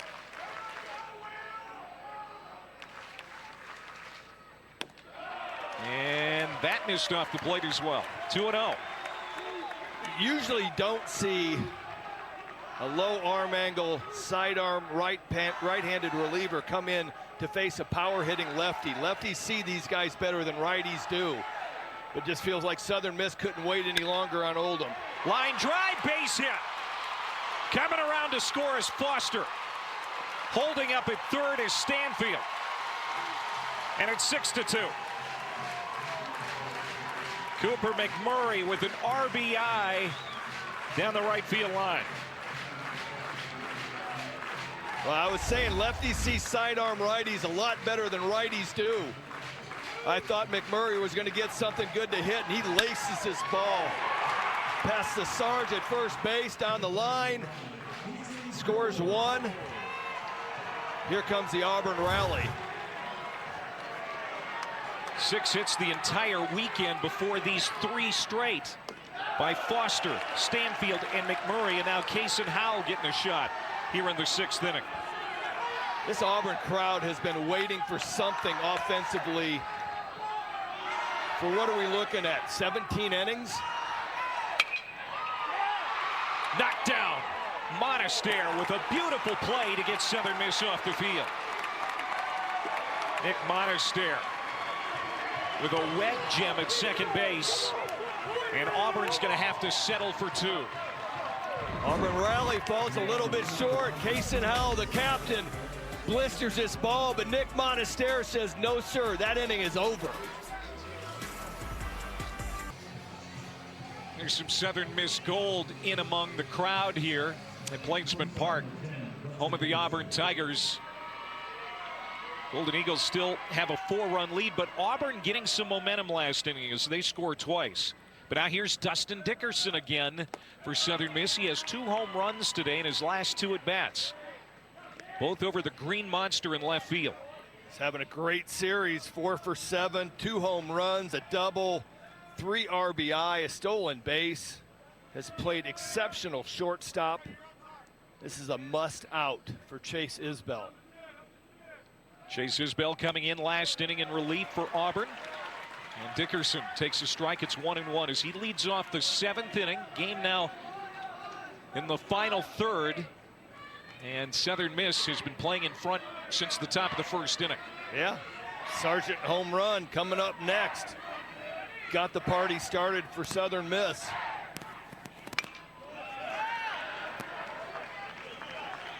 Here's Dustin Dickerson today. This was in the 3rd inning. Lead off, line drive, and he knew it. His 7th of the year, and then his 8th of the year. Just another bomb over the wall and left. That was with 1 out in the 5th inning. Same pitches, fastballs inner part of the plate. Struck out on that same pitch in the 1st inning. Started hunting it and doing some damage with it.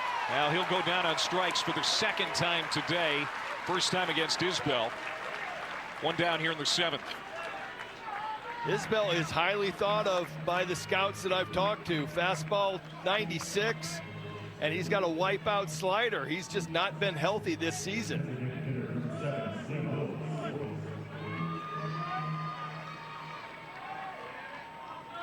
So one out for Slade Wilkes, the DH. Walked and scored in the 1st. Grounded out in the 3rd and singled in the 5th. Shift is on for him again. And we have seen the shift work really well for all the teams defensively this weekend. A lot of teams have hit right into it. I've seen more ground balls to the second baseman who's playing in right field than I thought I would possibly see in a season. I've seen 5 or 6 of them here in the regional. And I have noticed that the second basemen are further back on the grass. I've seen a lot of second basemen get that hop off the grass from the dirt to the grass where it kicks up a little bit on them and they've made some errors. All these second basemen have been deep into the outfield.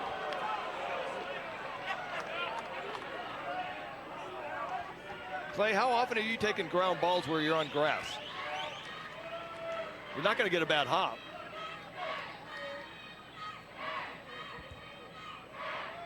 One-two pitch.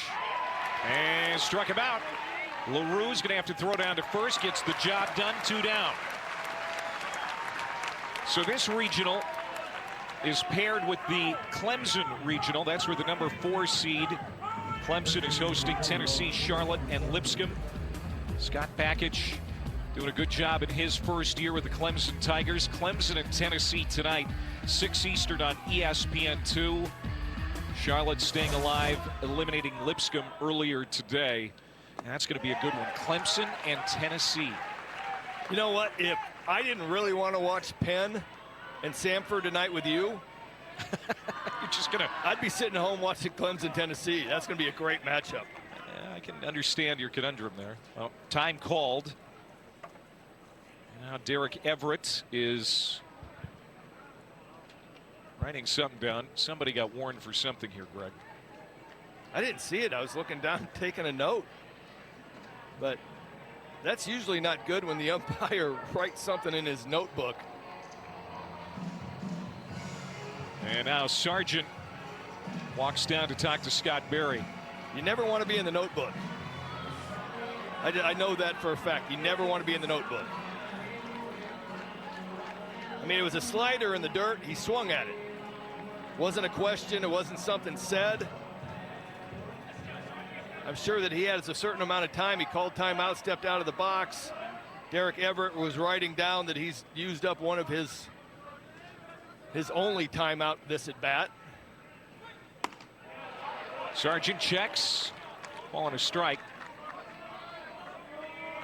3-run homer in the 1st, ground out in the 3rd, and he bounded into a double play in the 5th.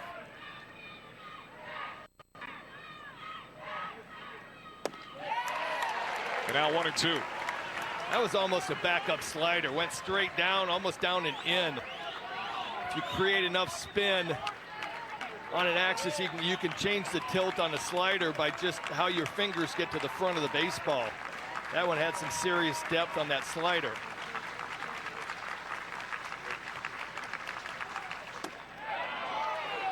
Southern Miss with 3 in the 1st, 1 in the 3rd, 1 in the 5th, and 1 in the 6th.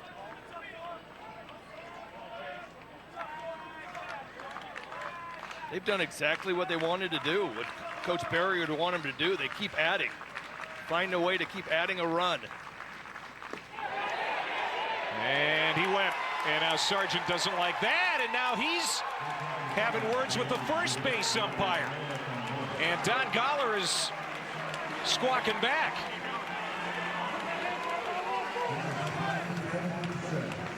That is the first 1-2-3 inning for Auburn's defense today. The Tigers building some momentum, Greg. Yes, they are. Check swing gets the Sarge. He does not like it.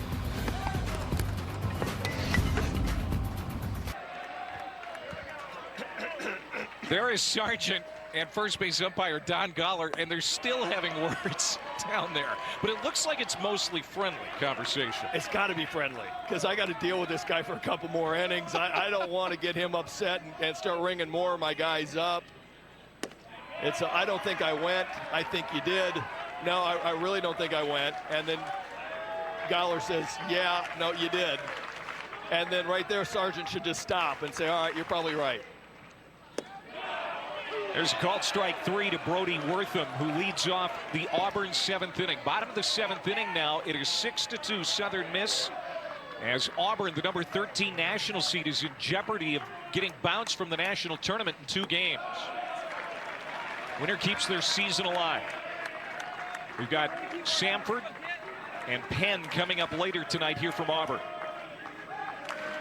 Wortham is 0 for 2. The starter in this game, Billy Oldham, was terrific. Gave up a couple of runs in 5 2/3. And now Will Armistead, right-handed reliever for Southern Miss, starting his first full inning. 2-2 pitch. Ground ball to second. Nice hop from Armistead, 1 down.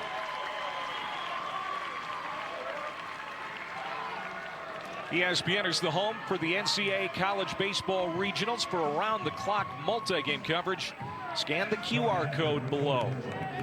ESPN Plus subscribers can access expanded coverage with Squeeze Play. Squeeze Play is a huge hit around the country, getting rave reviews. It's like watching the NFL Red Zone. You get to bounce in and out, all the plays, all the commentary from Rooney. There's a base hit for Nate LaRue, 1-out base knock. And so now Auburn starting to find some offense here the last couple of innings. Well, LaRue gets an off-speed pitch in the first pitch, leans out there, stays back enough, hooks it into left field, says hello to Sargent. Now they're going to start talking about that check swing. And now back to the top of the order and Bobby Pierce. Top 2 spots in the order, Pierce and Irish, a combined 0 for 6. If these guys can get going, that's exactly it. I was just looking at Pierce. Pierce 0 for 6. It's a key piece of this Auburn lineup. Carried him through the postseason last year with his hot bat. Team captain. Sorry, Clay. Wow, he was 0 for 3 with a couple of strikeouts yesterday. I think the bats for him today have been more competitive, even though they've been outs. Checked his swing there, the appeal, and he did not go. Kind of waiting to see if Sargent says anything. He didn't. That was close. Now he's too busy talking to LaRue, keeping him distracted. Big cut, foul back for Pierce. LaRue is a threat to run as a catcher, very athletic, 4 for 6 on the season, but not in this position, down 4 runs. At the top of your lineup up.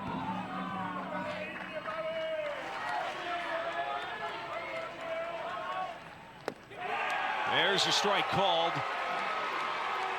And Pierce is going to walk back to the dugout slowly, a strikeout victim, 2 down. Front door slider on Pierce. Very bottom of the zone. Very, very bottom of the zone, but it's where it crosses the front of home plate, not where it gets caught. So that slider's diving down at the end. It's where it crosses the front of home plate. And Coach Barry said that Montenegro's in there. He catches the low strike extremely well and framed that one up for the punch out. 2 outs for Irish, who was 0 for 3. Had 2 of the 4 hits for the team yesterday against Penn. And Armistead misses away, 1 ball and 1 strike. Auburn has 4 hits in the last 2 innings. They only had 2 hits before that. These are good matchups for the left-handed hitters. There's another one into left field. And here comes Auburn again with 2 outs. Last inning they scored 2 with 2 outs. And the inning stays alive as Ike Irish delivers his 3rd hit of the tournament. The left-handed hitters really see these sidearmers a lot better. Irish gets a breaking ball that punched out Pierce, almost same pitch. And as I said, he's a human spray chart, stays inside of it and laces it by the diving Lynch. And now Bryson Ware, who has 24 home runs on the year. Auburn's single-season home run record. 1 for 2 today. He's a big piece for the Auburn Tigers. He's got to get going. He's behind 0-2.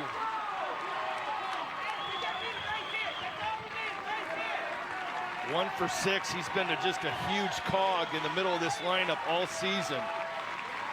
63 RBI, hitting .350. Foul back.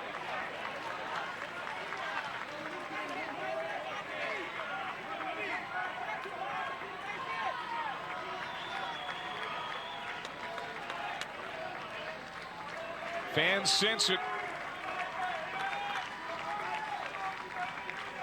Auburn needing to produce here. The 0-2 to Ware.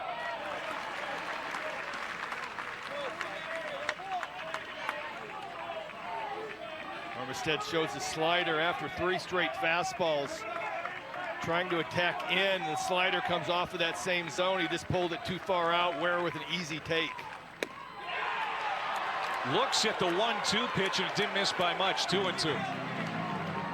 That was your out pitch right there. Armistead just missed it a little bit wide. Let's see if he goes back to the slider. Comes with a fastball, a little bit more arm side. Swung on and missed, struck him out. Will Armistead with 2 strikeouts in the inning, and Auburn strands 2 in the 7th. As Southern Miss is inching closer to staying alive in this tournament. Will Armistead killing the Auburn rally right there with the high fastball punch out. This telecast is copyrighted by the NCAA for the private use of our audience. Any other use of this telecast or any picture, descriptions, or accounts of the game without the NCAA consent is prohibited.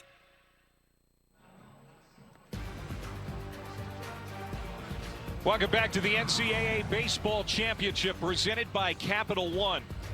Alongside former Auburn All-American Greg Olson, I'm Clay Matvick back here at Plainsman Park, where the partisan crowd is a little bit miffed about the lack of offense for the Auburn Tigers and the number 13 national seed in real jeopardy here from going 2-out in the NCAA tournament, trailing 6-2 as we move to the 8th inning.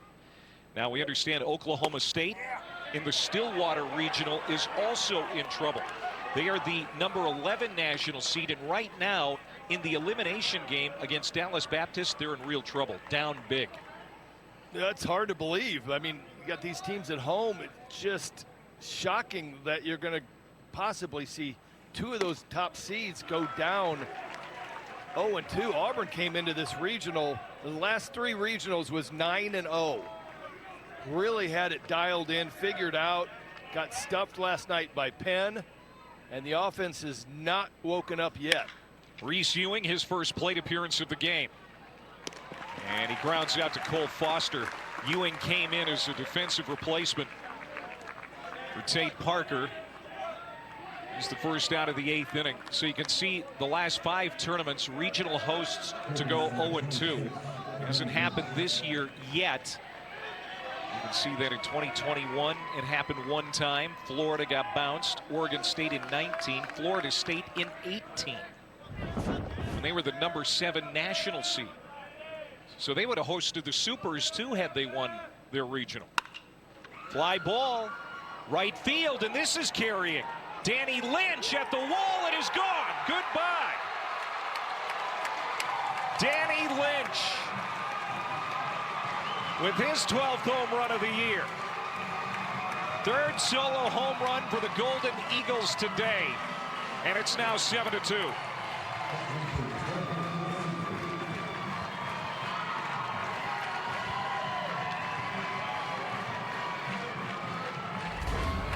Danny Lynch gets a slider right here, hanging up around the belt. Seen the wind flying a little bit out to right field. Pierce giving chase, recognizing this ball is off the Donaldson hitting center. Big run added by Southern Miss. And it comes from the captain, senior out of Jupiter, Florida, who's going to be on the coaching staff next year. Oh, he's going to be talking about that one for a while. Well, he talks no matter what. But, yeah, you're right. He is the most vocal member of that Golden Eagles team. And now this one is hit well by Monastir. It'll stay in the park. Howell will come over and make the catch. 2 down. And that home run by Lynch, man, this game's a momentum game. It goes up and down. Auburn's getting a little bit of momentum going, getting 2 runs in the 6th, have some chance to do some damage last inning. Big punch out by Armistead. Lynch comes up, gets a breaking ball, and hammers it. Now, I don't know that that was a wind-dated home run. I think that gets out no matter what. But the home runs we have seen hit, with the exception of the one that Josh Rodriguez of Sanford hit over the batter's eye in center yesterday, have all come basically to right field. Yeah. The high arcing ones. Dickerson had a couple of line drive shots to left, but the high arcing things have gone to right field. Yeah, and a couple of them look like, I don't think that one's getting out, but they have gotten out. Wind drifting off to right. Looks like the flag's blowing pretty good right now. All these lefties are salivating. Carson Pato, he's got a hit in 3 trips. He was like, I want one. Got a fastball up in the zone right there and was trying to go deep as well.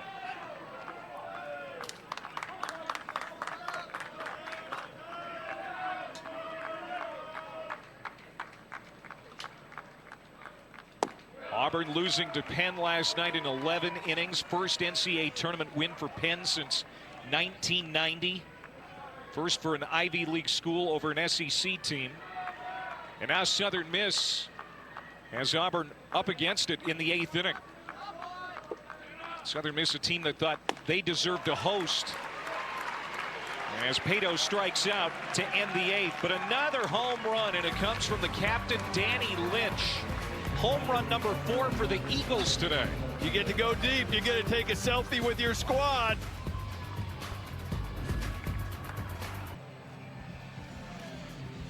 ESPN is your home for the Women's College World Series. Can the Oklahoma Sooners three-peat? Well, taking on Tennessee right now on ABC. Coming up later tonight, Florida State and Washington.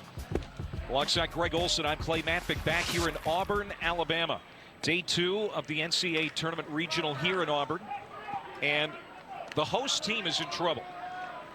Tigers need to find some offense. They're down 5 now as they hit in the bottom of the 8th. They're running out of outs, Greg. Yep, and you got the main guy right here, Foster. And he skies one to right field. Lazy fly ball, Pato under it, and Foster is retired quickly. Boy, Will Armistead, the reliever for Billy Oldham, who came on in a tough situation with the bases clogged, and just 2 outs in the 6th inning, has done a fantastic job. It just seems like the story of the day for Auburn is outs early in the count. That is the 6th out that I have looked at that has been on the first pitch swinging. And he's ahead of Stanfield. But yeah, you're right. Auburn has attacked that first or second pitch, but they don't have a lot to show for it. They have nothing to show for it, and that's been just a huge piece. Oldham goes deep. Armistead getting early quick outs with a 5-run lead. Armistead an inning and 2/3 so far. No runs, 3 hits, no walks. He has struck out 2. Stanfield puts it on the ground. The shortstop Dickerson across. 2 away. And they call him One-Step Bobby after his dad, Bobby Dickerson. He beats every throw, or every throw beats the runner by 1 step. Knows exactly how much time he has. Great sense of timing.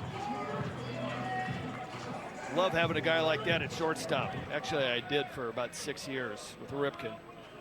It's amazing. He beat everybody by 1 step.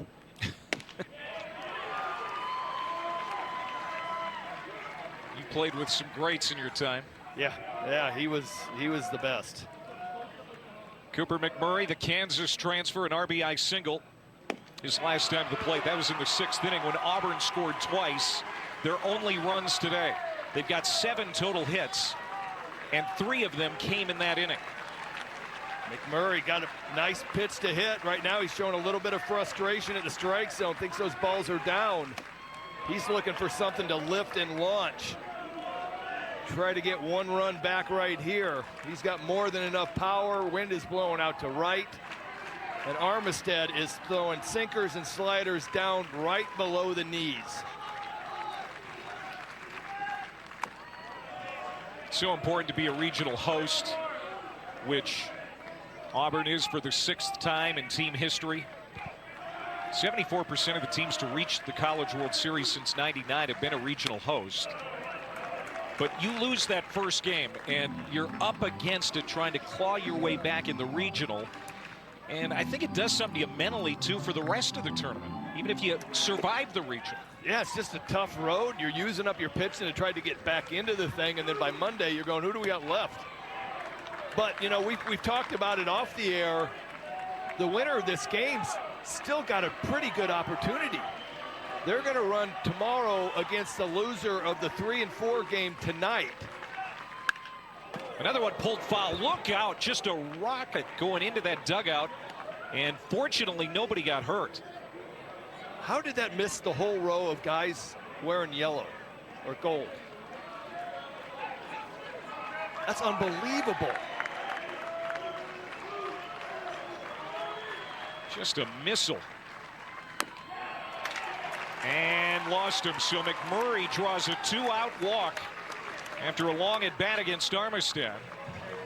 And we'll see if Auburn can get something going again with 2 outs. They scored their 2 runs in the 6th with 2 outs. Yep, and the inning ended on Kaysen Howell hitting a hard ground ball up the middle that Monaster stole from him. But this guy is the career leader in games played for the Auburn Tigers. Might be his last at bat on the Plains. And that's going to get down in front of Etzel. So Kaysen Howell with his first hit of the day. In fact, it's his first hit of the tournament. Yeah, 248 career games today. That's an Auburn record. It's an impressive run. And it's only aided by the 9 games that they lost to COVID. This guy has been on the Plains for 5 years, been a great player, great center fielder, active NCAA leader in doubles, gets a first pitch fastball. And that might be the first pitch swing for a hit that Auburn has had today, 1 for 7. Their first pitch to Wortham is in there for a strike. Auburn was 0 for 10 with 2 outs last night in the loss to Penn. 6 for 13 today, so much better, but still they are down 5 here late. Popped up, and that's going to get out of play. With the tough righty-righty matchup that Armistead is bringing to this at-bat versus Wortham, kind of shocked that they're not bringing Brody Moss in, the other second baseman, left-handed hitter, got a couple of bats last night. Lefties see these sidearms so much better. Wortham 0 for 3 today.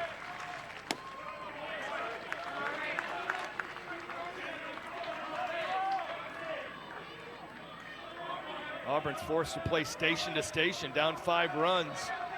You can't do anything. You can't create any movement. McMurray at second base. Fly ball could end the inning.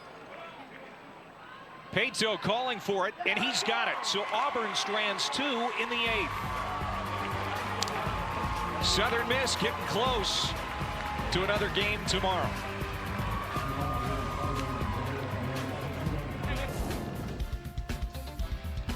Here's our Capital One rewarding performance. Dustin Dickerson, not 1, but 2 launch shots to left field over the Green Monster here at Plainsman Park.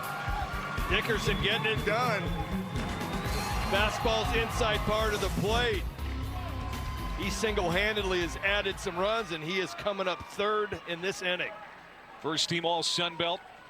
He talked about his dad, Bob Dickerson, assistant coach for the Phillies, so he's been around the game a long time. He has a high baseball IQ and leading this team today in a do-or-die situation, and he's got 5 homers in his last 8 games. When it's time to get going, he's got going. It's an impressive ability to dial yourself up when the team needs you most, and he has done just that. Rodrigo Montenegro leading it off here for the Eagles, the number 9 hitter. I'm sure they would like some insurance. 5 runs is a nice cushion, but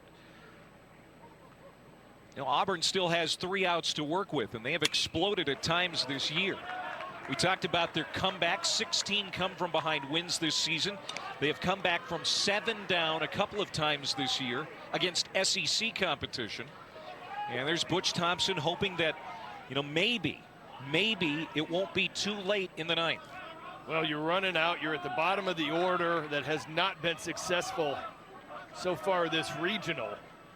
You're running out of outs and out of time. And you need Chase Isbell to throw up a quick 0. Try to get a little bit of momentum just from a quick 3 up, 3 down inning.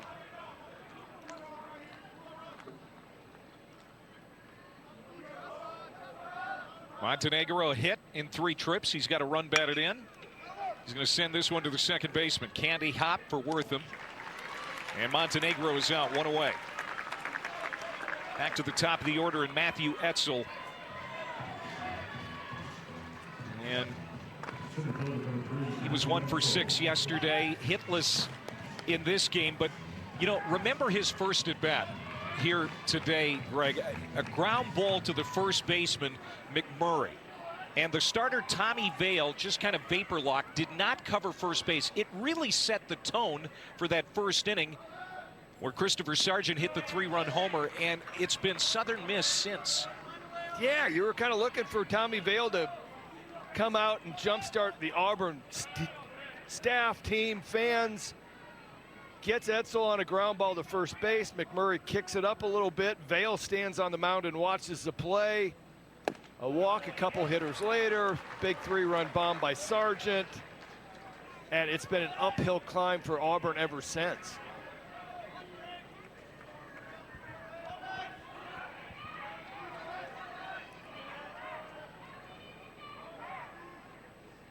The 1-1 pitch. There's another ground ball to McMurray. This time pitcher's covering, but McMurray is able to take it himself. Yeah, McMurray fielded that one cleanly, but Isbell was getting over like you're supposed to do in the hundreds and thousands of times. All the way through your life as a pitcher of going to cover first base. So Dickerson, Capital One rewarding performance today with those 2 home runs. He's also struck out a couple of times, but he's had an excellent tournament. 4 hits and 3 runs batted in. Technically a 2-way player. He's only pitched once this year.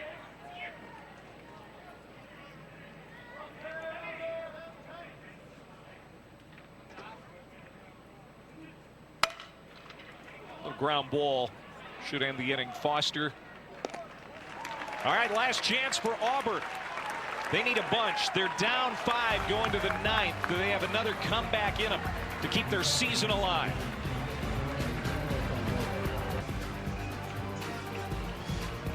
The NCAA Baseball Regionals are presented by Capital One. What's in your wallet? Here we go to the bottom of the 9th. The number 13 national seed has been dealing with these Southern Miss Eagles all day. The Golden Eagles leading at 7-2. Josh Hall is going to pinch hit to start the inning for Auburn. Graduate student, started out at Ole Miss, ends up coming to Auburn, broke his leg playing in right field at LSU, ran into one of the bullpen benches. Speedy outfielder, will lay down a bunt and put some pressure on this defense, gets it last at bat. Will Armistead trying to finish up this game and get his first collegiate save. He had 2 years at Itawamba Community College. And this is his first year at Southern Miss. Doesn't have a save yet. Swung on and missed. Strike 2. 2-2 the count to Hall. I got to be honest, this pitching staff today has been really good. And you want to sit there and say that Auburn's cold, but these guys have been throwing very well, making the pitches when they need to, getting ahead, getting early outs.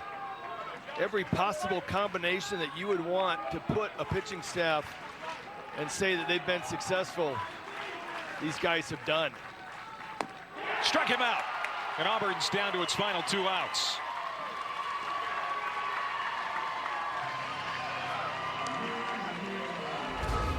Armistead with fastball inside part of the plate. Hall wants to get his arms out. Just that Armistead, that low ball, it plays up. It's got a little bit of ride to it. And he's been getting his punch outs on that sinker up. Back to the top of the order, and Bobby Pierce trying to spark this Auburn offense, which has been held to 8 hits and 2 runs. Billy Oldham went 5 2/3. He's in line for the win. And the start from Tanner Hall yesterday was remarkable, even though, you know, he got a no decision, went 9 innings, allowed just 1 run. The All-American was fantastic yesterday. So the starting pitching for Southern Miss has been really good the last 2 days. It really has. It's been fun to watch. Southern Miss has brought out a couple dudes dealing. Tanner Hall was like Houdini yesterday. He got out of some major jams, double plays when needed, strikeouts when necessary. And Oldham was just as good today. Ground ball, and that's going to get through, base hit. So Pierce with his first hit of the day, in fact his first hit of the tournament, is on with 1 out here in the 9th.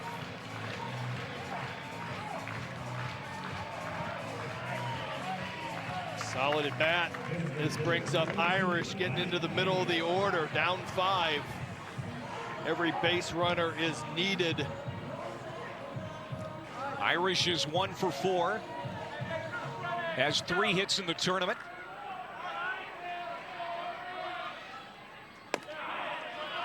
And he'll take strike 1.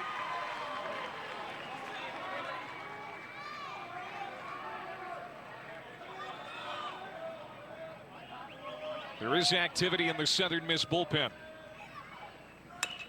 Popped up on the infield. Calling for it, the third baseman Lynch. And he's got it, 2 down.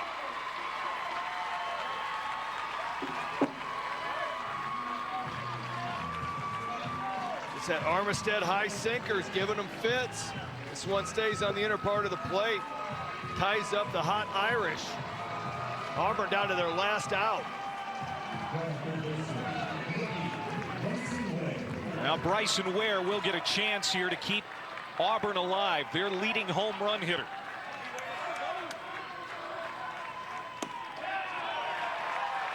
And Armistead quickly buries a strike. Auburn's playing the game right. They're taking a strike. They know they need some walks and air, something to get some base runners on. And Armistead's taking advantage of knowing that they're in take mode, and it's just pounding a first pitch strike, and then he can go to dealing from there.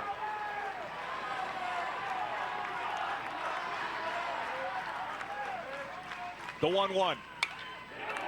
And now 1 and 2 to Ware.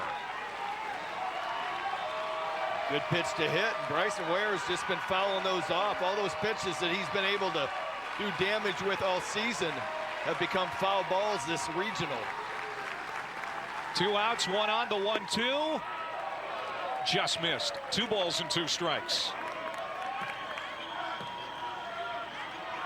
Auburn down to its last out.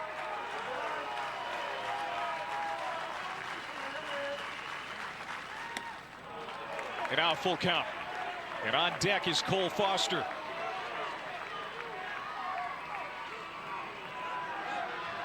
Down 5 runs, you got to get a couple hits, a walk, an error. You got to get some help. The payoff. Just missed inside, so now 2 on with 2 out, and Foster gets a chance. He's got a couple of hits in this game, and he could really make things interesting here in a hurry. Man, it's so tough to get this last out in the 9th inning. Slider starts up off the plate. Armistead thinks he lands it to end the game. I think he might have left that one just a shade in, and home plate umpire Derek Everett's been really good side to side in his strike calls today. Foster a walk, 2 base hits, and a flyout. That's high.